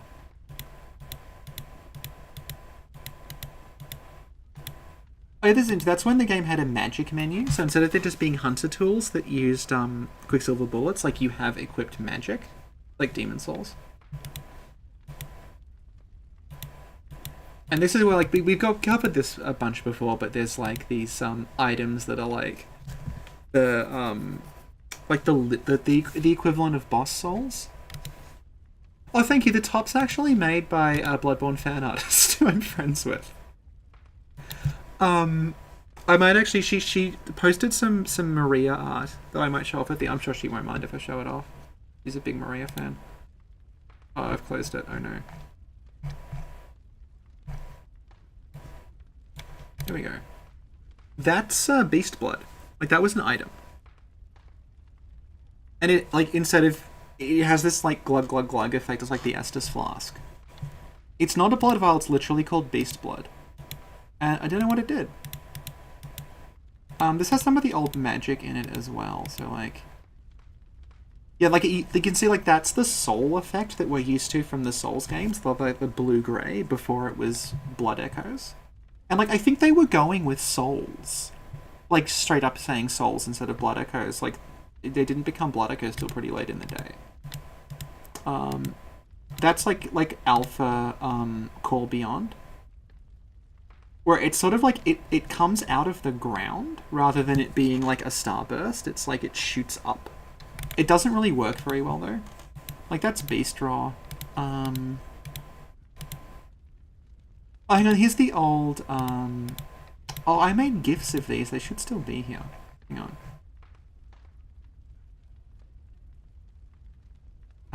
here we go. This is the old version of the Hunter's like accelerator bone. You can see it's like a red mist.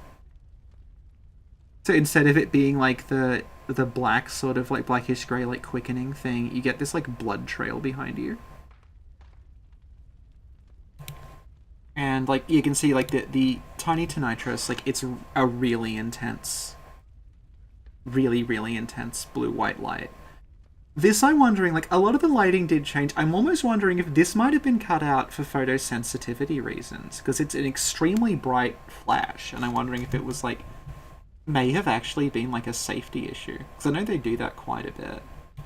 They have to tone down extreme lights. This is the old, instead of the executioner's gloves, you shot messengers. And the messengers homed in on you, which the ghosts in the chalices still do.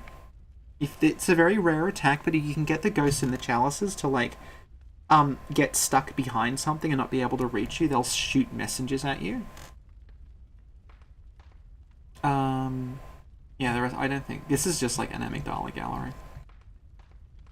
That's the end of that one. So what did I say I was going to show off? Hang on, I'll try to find that art I was telling you about. Hang on. I'm sure she won't mind.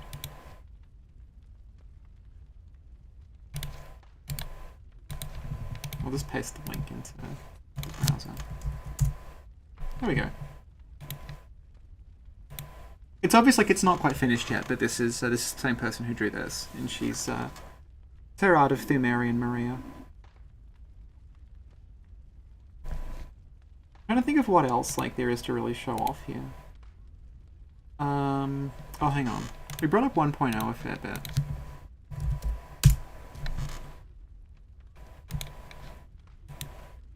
So as the like wiki contributor who's not doesn't really care about doing shit online, I kind of volunteered to stay on 1.0 for like a year, which meant I couldn't go online, I couldn't co-op, I couldn't do much.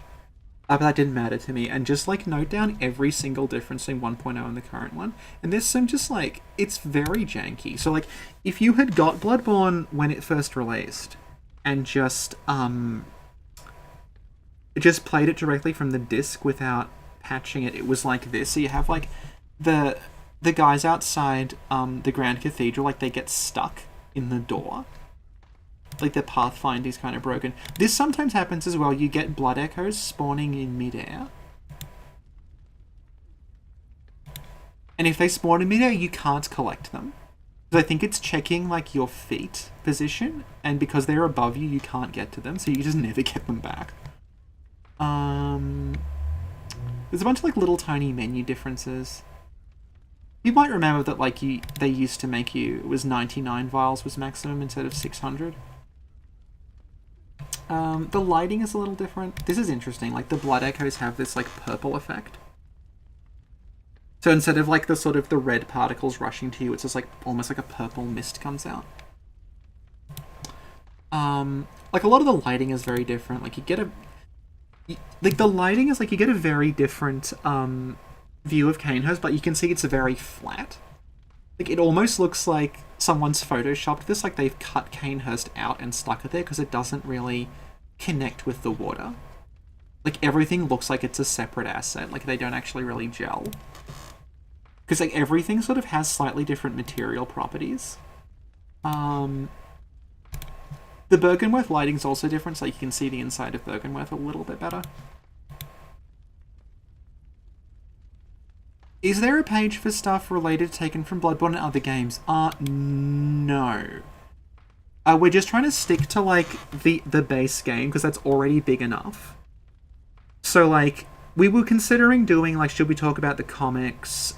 Should we talk about, like, Lilith's Bloodborne PS1 version? Should we talk about, like, Bloodborne assets that have ended up, like, in the Soul series and stuff? And it's, like, it's already kind of all-consuming enough. So I think like we're probably just going to stick to this. This is weird. This is the lecture hall. And you'll notice like the slime scholars have like double-digit hit points and just die to anything. This is probably from like the lecture. Like maybe you were supposed to come here earlier or something. This is like, this was one of the like, you have to get this because otherwise we'll never see it. In 1.0 and no other versions, the very, very large beast patients with the cowl, the one in Lauren doesn't have a cowl. That's the one time they patched it so it had a cowl, but we had to go in and get this. Bloodlickers, like, they explode. They explode currently. But in, like, the old versions, they actually have, like, a death pose. But they don't ragdoll. They just freeze in place. Like this. And they just stay there. That's a different... Yeah, like, they don't do that anymore. Like, there's just sort of unused movesets and things that... This is really weird. Sometimes when you got attacked by executioners and church giants, you would get the bell effect, and we don't know why. Like, it's presumably just, like, something is misaligned, and it's grabbing a, It's grabbing, like, a different effect instead of the area of effect it should have had. But there's just so much. Oh, this is another example of, like, things not quite working. Like, the Canehurst ghost sometimes gets stuck inside the staircases. This is what I was talking about earlier, where, like, if you beat the Shadows of Yharnam, you never get Blood Rapture. But it flags you as having gotten it, so you'll just get Madman's Knowledge. But it means you can never get Blood Rapture on that character. I remember showing this off. This is a weird 1.0 glitch you can get. Where the Celestial Emissary sometimes summons Scourge Beasts instead of Celestials. And if you kill them, they just ragdoll. They don't disappear and respawn. I think what else there is. This, yeah, I showed this off a little bit before. There's like Amygdala gets completely misaligned. Like they'll either shoot through the floor or they'll be aligned like above the floor because they're not designed for Chalice dungeon fights. This is what I was talking about with Bloodletting Beast having, like, the head is just masked. It's still technically there. They just make it invisible.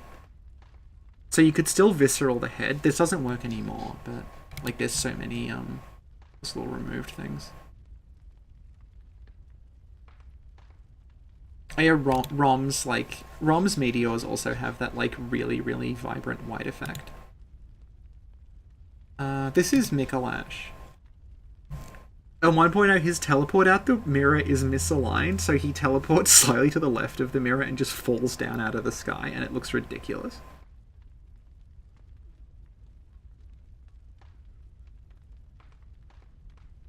You can also, like, I brought this up before, you could stunlock Mikolash when he was fading away. So if you just kept hitting him, he didn't have a chance to, like, actually get out of it, and you could continue to damage him. That's the other thing we brought up, like, that's normally a staircase, and it's not there in 1.0, you have to jump down, and it's actually kind of risky, and I'm so glad they got rid of that, because the idea of, like, having to go through the whole Mikolash fight and then falling down a hole and having to redo it is, like, nightmarish. I'm just like differences in the lighting on Yharnam. So this is an example of how fucking broken 1.0 is. So in 1.0, it's not necessarily hunters that give you blood dregs, it's every NPC. Not literally all of them, but like the Erden Chapel NPCs will give you blood dregs if you kill them. And like so will Willem. But what will happen is you only get the blood dregs if you have the corruption rune equipped. So what it will do is if you kill an NPC and then come back to the room they used to be in, you will get the blood dreg upon it loading. So that's what lets you do that. Like, that's Yharnam, and that's like, I just massacred pretty much everyone in Old Yharnam and then the hunters outside Yharnam without corruption. Equipped corruption, loaded Yharnam, and I instantly get 5 blood dregs. And there's like, that's Willem's.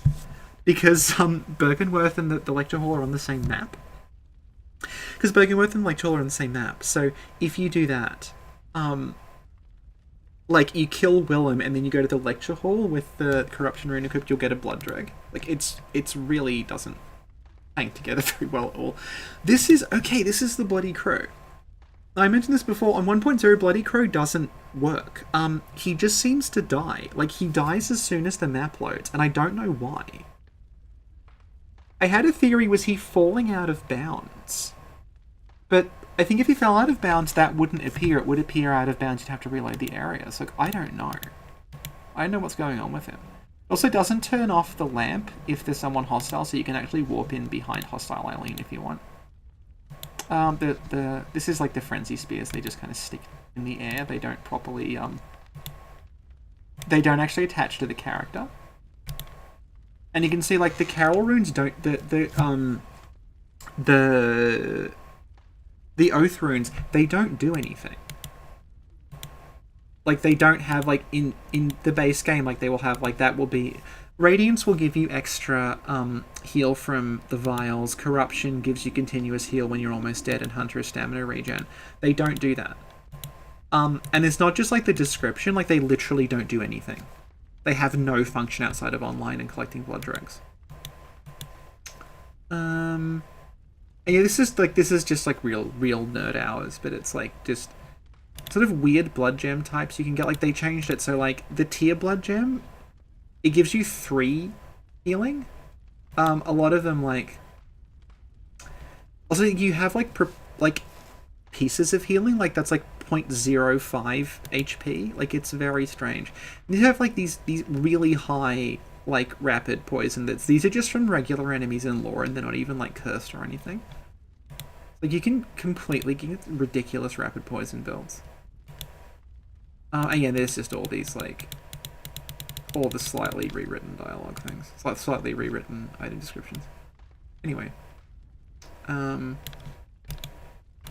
Ariana's dress is called the Alluring Dress, by the way.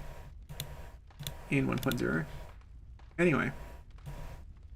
I think that's all. So I think what we're going to do now is, because I've been playing this, I'm going to actually finish the game now. That's the one thing we haven't done on these streams yet.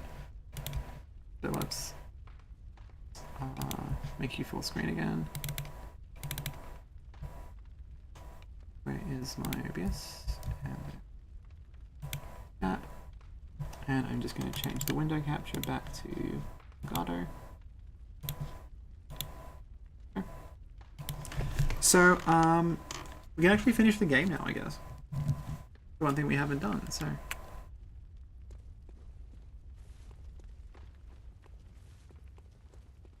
And I think, like, since we broke the curse, we might just submit to German.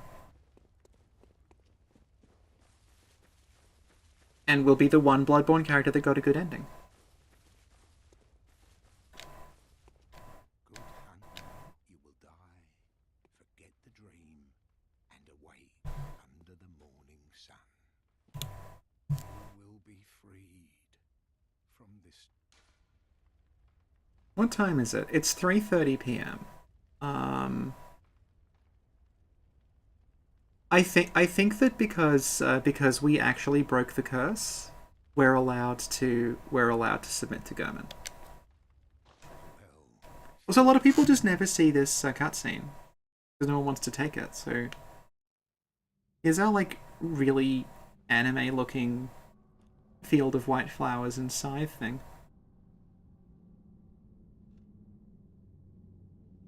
At this point, he changes. So now he's the different German model.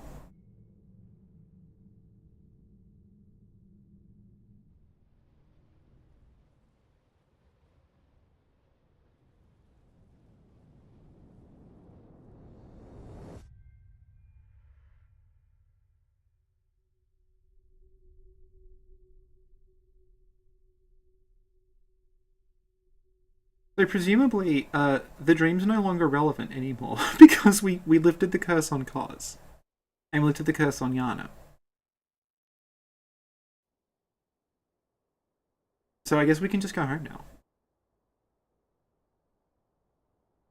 I feel like this is me, like, finally being freed from the last week of non-stop Bloodborne streaming, although I have enjoyed it. But, like, we've done everything. Like, we beat the base game, we beat the DLC, we beat the chalices, we shut off a bunch of weird stuff. You did the time manipulation. I don't know what else there really is to show. This, by the way, this is the unused like copy of Cathedral Ward that's underneath Yharnam. Underneath the Hunter's Dream, it's just floating there. Yeah, the dream would still be there if we lifted the curse. And that's the daytime Yharnam lighting that we don't ever see. But that lighting used to be used in Hamlet.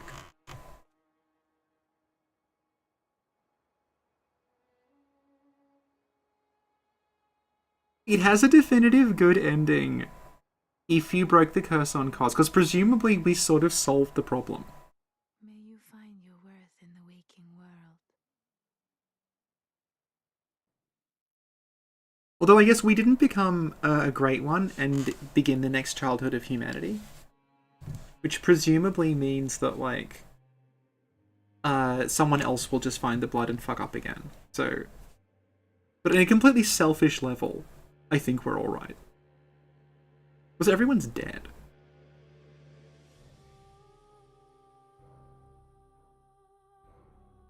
Was it like when we get to, how much outsourcing happens? Because a lot of these are from, like, a place called Lemon Sky. So what's been happening with a lot of the cut stuff is people have been just looking down people who worked for Lemon Sky, being like, hey, is that NDA expired? Can we have a look at some stuff? Yeah, we put out a fire, one fire in a forest fire. That's what we wanted.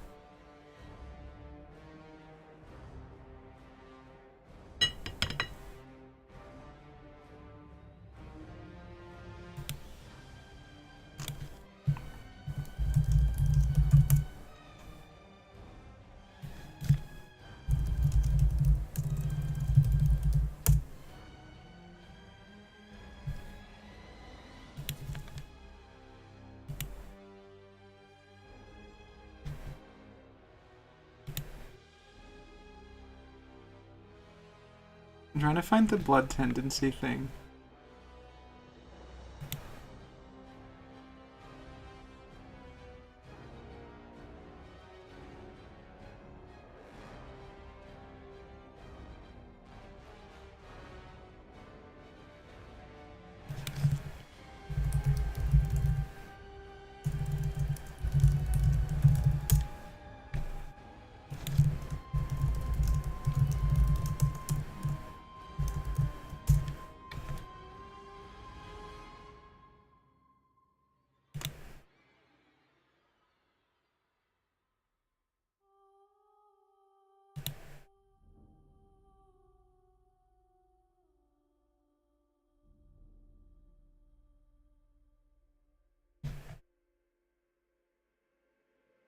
The problem is I've mentioned blood tendency so many times that it's really hard to find now.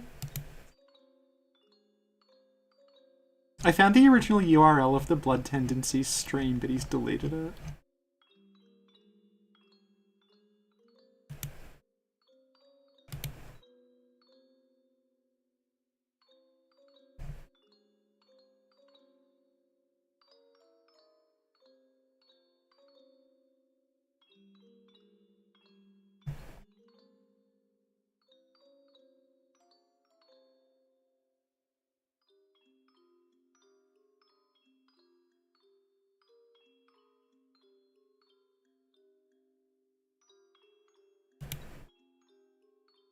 Oh god, I found it.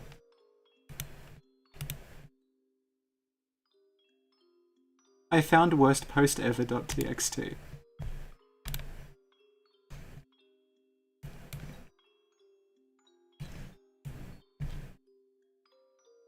Okay. We'll finish this with a reading of blood tendency. Let's move Ingrid out of the way. So for reference, this was posted on Reddit in, I think, 2019. And the guy who posted it insisted on that he was correct, and he started streaming it, claiming it would work. Okay, so I need to preface this. My name is Dark_Master12 here. but in the Souls community, I've used the name Norei Kusaragi. People in the /VG community know me better as Nora Not Even Once Kisaragi because of how crazy I took the game in trying to explore everything. Back in Dark Souls 1, I discovered how to host Abyss Fight Clubs in Dark Souls 1, which was later shared by Souls veteran YouTuber Sunlight Blade. Later on in Bloodborne, I was determined to figure out why the back of the box said 5 players despite only seeing 4 players in-game, until I developed a theory and confirmed it with Sinister Chalice dungeons. It's because of this that I want you to be assured I'm not bullshitting you. I was talking with the admins about how to proceed because I'm at a dilemma. Last week, I hit a part in Bloodborne where I felt I figured out the story in a way that completely conflicted with known lore. It was while I was doing this that I developed crazy theories, some of which I've posted on Reddit. You can go through my post history if you want to see some of the stuff I've been testing. So little parentheses here, you can't go through his post history anymore because he deleted it. He's been banned from every single, Souls Reddit and Discord. And also his post history was largely about him trying psychedelics, which I think explains a lot of this. Anyway, while testing various theories, I stumbled upon one that was completely undocumented by the community and opened the 4th story path. Keep in mind he's saying this in 2019 when the game has already been data mined. This is Mikolash here, so I'm going to spoil the rest of the post. What I'm saying here is each paragraph is spoiled for a reason. Each spoiler becomes more and more spoilery as to how and when to get started. If you want the purest blind run, leave the topic now. If you're vaguely curious as to how to start, proceed reading. Everyone was playing the game wrong, at least for this specific story path. If you want a vague hint, go to the next spoiler. I'll word it in such a way that you can preserve your blind run of the story path. And what he spoilers is, the great ones are always watching, even if you switch characters. World Tendency from Demon Souls is back. This time we should call it Blood Tendency. It controls whether or not your world is bright or dark. For all intents and purposes, I will address it as Blood Tendency, but since all your characters share the same tendency, this is actually inaccurate. Continue for more details. So his theory is that there is a hidden world tendency mechanic that's just across every save file you have. And it's shared by every character. So it's you get it on one character, it applies to all of them. So hidden throughout Yharnam are bell zones, which chime a bell. Hearing a church bell in the background slightly increases your blood tendency. I had to farm them for about 10 hours. Until I hit the required brightness. Vice versa, all you need to do to decrease blood tendency is kill NPCs. Since this is account-wide, the easiest way to do this is make a character that murders everyone, delete, and then create another one. However, note that going into a bell zone will increase your blood tendency, which might negate the impact of murdering the NPCs. Now, there are 2 ways to measure blood tendency. There is no UI element like there was in Demon Souls. Instead, you have to look at the world or the sky because the sky and the cosmos are one. When your blood tendency is white, the world will be bright. And more importantly, the moon in the hunter's dream will disappear and Kerman will start falling asleep randomly. Vice versa, the darker your blood tendency is, the more apparent the moon becomes in the hunter's dream. Now, I'm gonna go back a little bit. I'm gonna take us back to when he was saying he played Bloodborne for 10 fucking hours. I think what happened here, to Nora Kusaragi is that he was in a dark room for 10 hours, staring at a screen. And then it just seemed really bright because you'd been in the dark for 10 hours. That's my theory. That's my theory about blood tendency. This opens up not just 1, but 2 story paths. He doesn't specify. If you still insist on some kind of run that can remotely resemble a blind run, stop reading this post right now and play the game. If you insist, stay in the topic where the story spoilers will almost certainly be posted. because I love Miyazaki and his storytelling methods, I will not be posting what happens. I just can't believe it took us 5 years to... This is 2020, fuck. It took us 5 years to figure out World Tendency was back, because people thought they would be safe making new characters and prevented it from being discovered. The door is open. So that's Blood Tendency. So you may think the saga of Blood Tendency possibly ends with this bizarre post, but it doesn't. Because so many people questioned him, although it was Reddit, so a lot of people actually took this as like, wow, I didn't know that. He actually claimed he was going to stream it. So he sat down and he streamed himself just running around Cathedral Ward. It went for hours. Just running around. And every time he'd hear a bell, he'd go like, okay, so we heard a bell, so the blood tendency has risen slightly. So we'll just have to go back and see if we can find the bell again. Because the bell isn't, like, specific. Like, the bell is, it's, like, not, you don't always get the bell. I think part of it's tied to online. And he's just running around getting these bells, and then everyone in the chat is just, like, trolling him constantly, and it's like... If you use strength, will we find Mew under one of the carriages? And, like, nothing happened, because this is the ravings of someone who's... The stream is gone! Lawrence, I'm sorry. He deleted the stream. And he deleted most of his accounts, and, like, he just kept posting these bizarre theories, and he's banned from, like, every single Bloodborne server. Because he wouldn't shut up. It's him and a guy called Rakuyo Lawhunter was the other one, who just, like, wrote these, just novel-length posts about these theories that he had in his head. And everyone's like, okay, good, but where's the evidence for this? And he'd get really defensive about it. But yeah, like, in the end, there was no blood tendency. There is no other ending, because we've literally data mined the fucking game, and there's no other ending in there. And yeah, this was just amazing. Hang on. One more thing to show off, actually. So I mentioned, like, there was something, I didn't know if it was okay for me to show it off to people or not.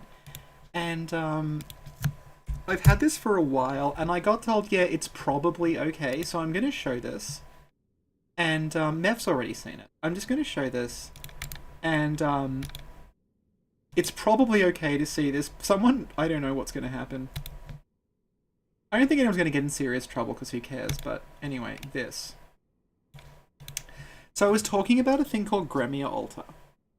And that there, like, you'll recognize it.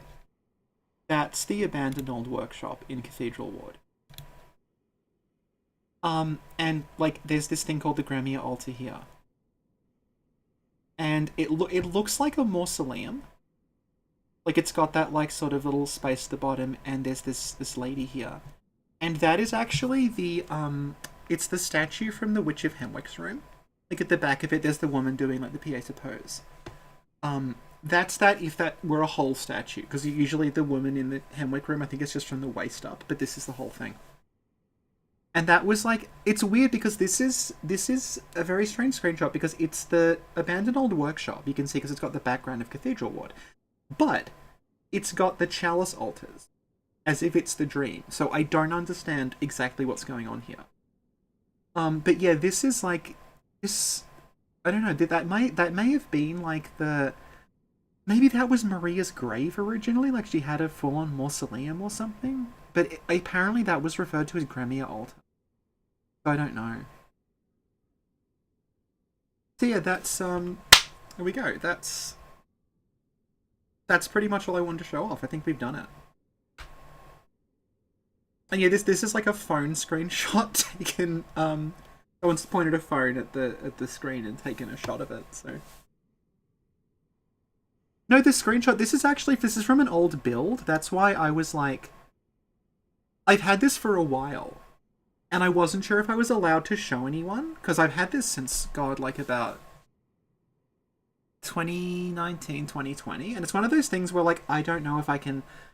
Like, and I actually had to go back to the person who gave it to me. And I'm like, hey, is it okay if I show this to people? And they said, yeah, probably. So they said probably. It wasn't super. I think they just don't care anymore. But yeah, this is from an old build. You can't get this. You'd need like an old build to make this work. But yeah, that's presumably. I think I heard that was Gremia Altar. I don't know. But yeah, that's yeah, it's something like a lot of people haven't seen, basically, because initially when I was given it, I was told not to show anyone. And now it's apparently okay. No, I don't think it's not on the wiki because I still don't know like to what degree this is. I was told it was okay, probably okay. So I don't know. It's entirely possible. Like I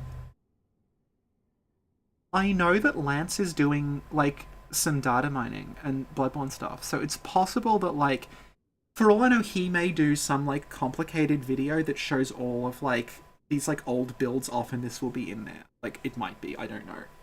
But yeah, there we go.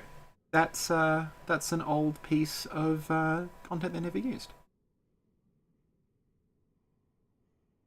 So yeah, thanks everyone for showing up. It is almost it's almost 4 p.m. here, so I'm gonna head off now. And thanks everyone for coming. And yeah, just one more final shout out. Like if you're interested in Bloodborne Esoterica, all this sort of stuff, the link is down the bottom, coffee.com/Mephistophea. Like I said, like the wiki is not hosted on like Wikia or Fandom or anything like that. It's hosted on a server like space that Meph has bought. She's also paying for the bandwidth. There's no ads on it. There's no like Patreon or anything like that that keeps it going. So if anyone just wants to kick her, just like to buy her a coffee on coffee.com, that just kind of offsets like the cost of running it, and also just the amount of time she has to spend doing this when she could really be doing other things. I know like Sin and I feel that way too about like the money that we get, because like we don't make enough money off the channel to live off, but it does mean that like something Sin does a lot is like because she's getting money off the channel, she can afford to like get takeout more often, which means she's not cooking as much, which means she can spend more time editing. It's like things like that. So yeah, Meph's probably working a lot harder than we are to get this thing running. So yeah, so thank you so much, Meph. We really appreciate everything you do. And yeah, so if anyone wants to support her on Buy Me a Coffee, that'd be really good. And yeah, it just basically helps keep the lights on. We only really bring it up during Return to Yharnam streams because it's we just sort of need like just to get some cash together every year to make sure it can still function. So yeah. So thanks everyone for joining me. Sorry that the Lawrence fight went so badly, but it did end very well because we actually got Meph in and we finished the DLC together. So that technically means I co-opted all the bosses, despite the disastrous solo attempt to fight Lawrence earlier. So yeah, we've done it. We've done base game DLC, all the chalices, shown off the time zone glitches, and shown off some like weird esoterica. So there we go. So good night, everyone, or good morning, or good afternoon for me. So yeah, Sin is still sick as far as I'm aware, so I don't know when she'll be back. I'll try to get in touch with her later today. She doesn't have Discord on her phone, so she's hard to get track of if she's not at her computer. So hopefully like Sin and I might be able to do something over the weekend. I don't know what it will be, but also it's also Sin's birthday today, so if anyone wants to send Sin some good vibes, that'd be good. And yeah, thanks everyone for showing up. And yeah, so I guess I'll see you all around next time I stream, next time we upload something. Also, just we haven't quit Elden Ring. I know some people thought we were giving up on Elden Ring to go Bloodborne, but we're not. It's just like our Elden Ring stuff's like it's not finished yet because Sin is currently ill and can't do anything. So thank you so much, and I will see you all around.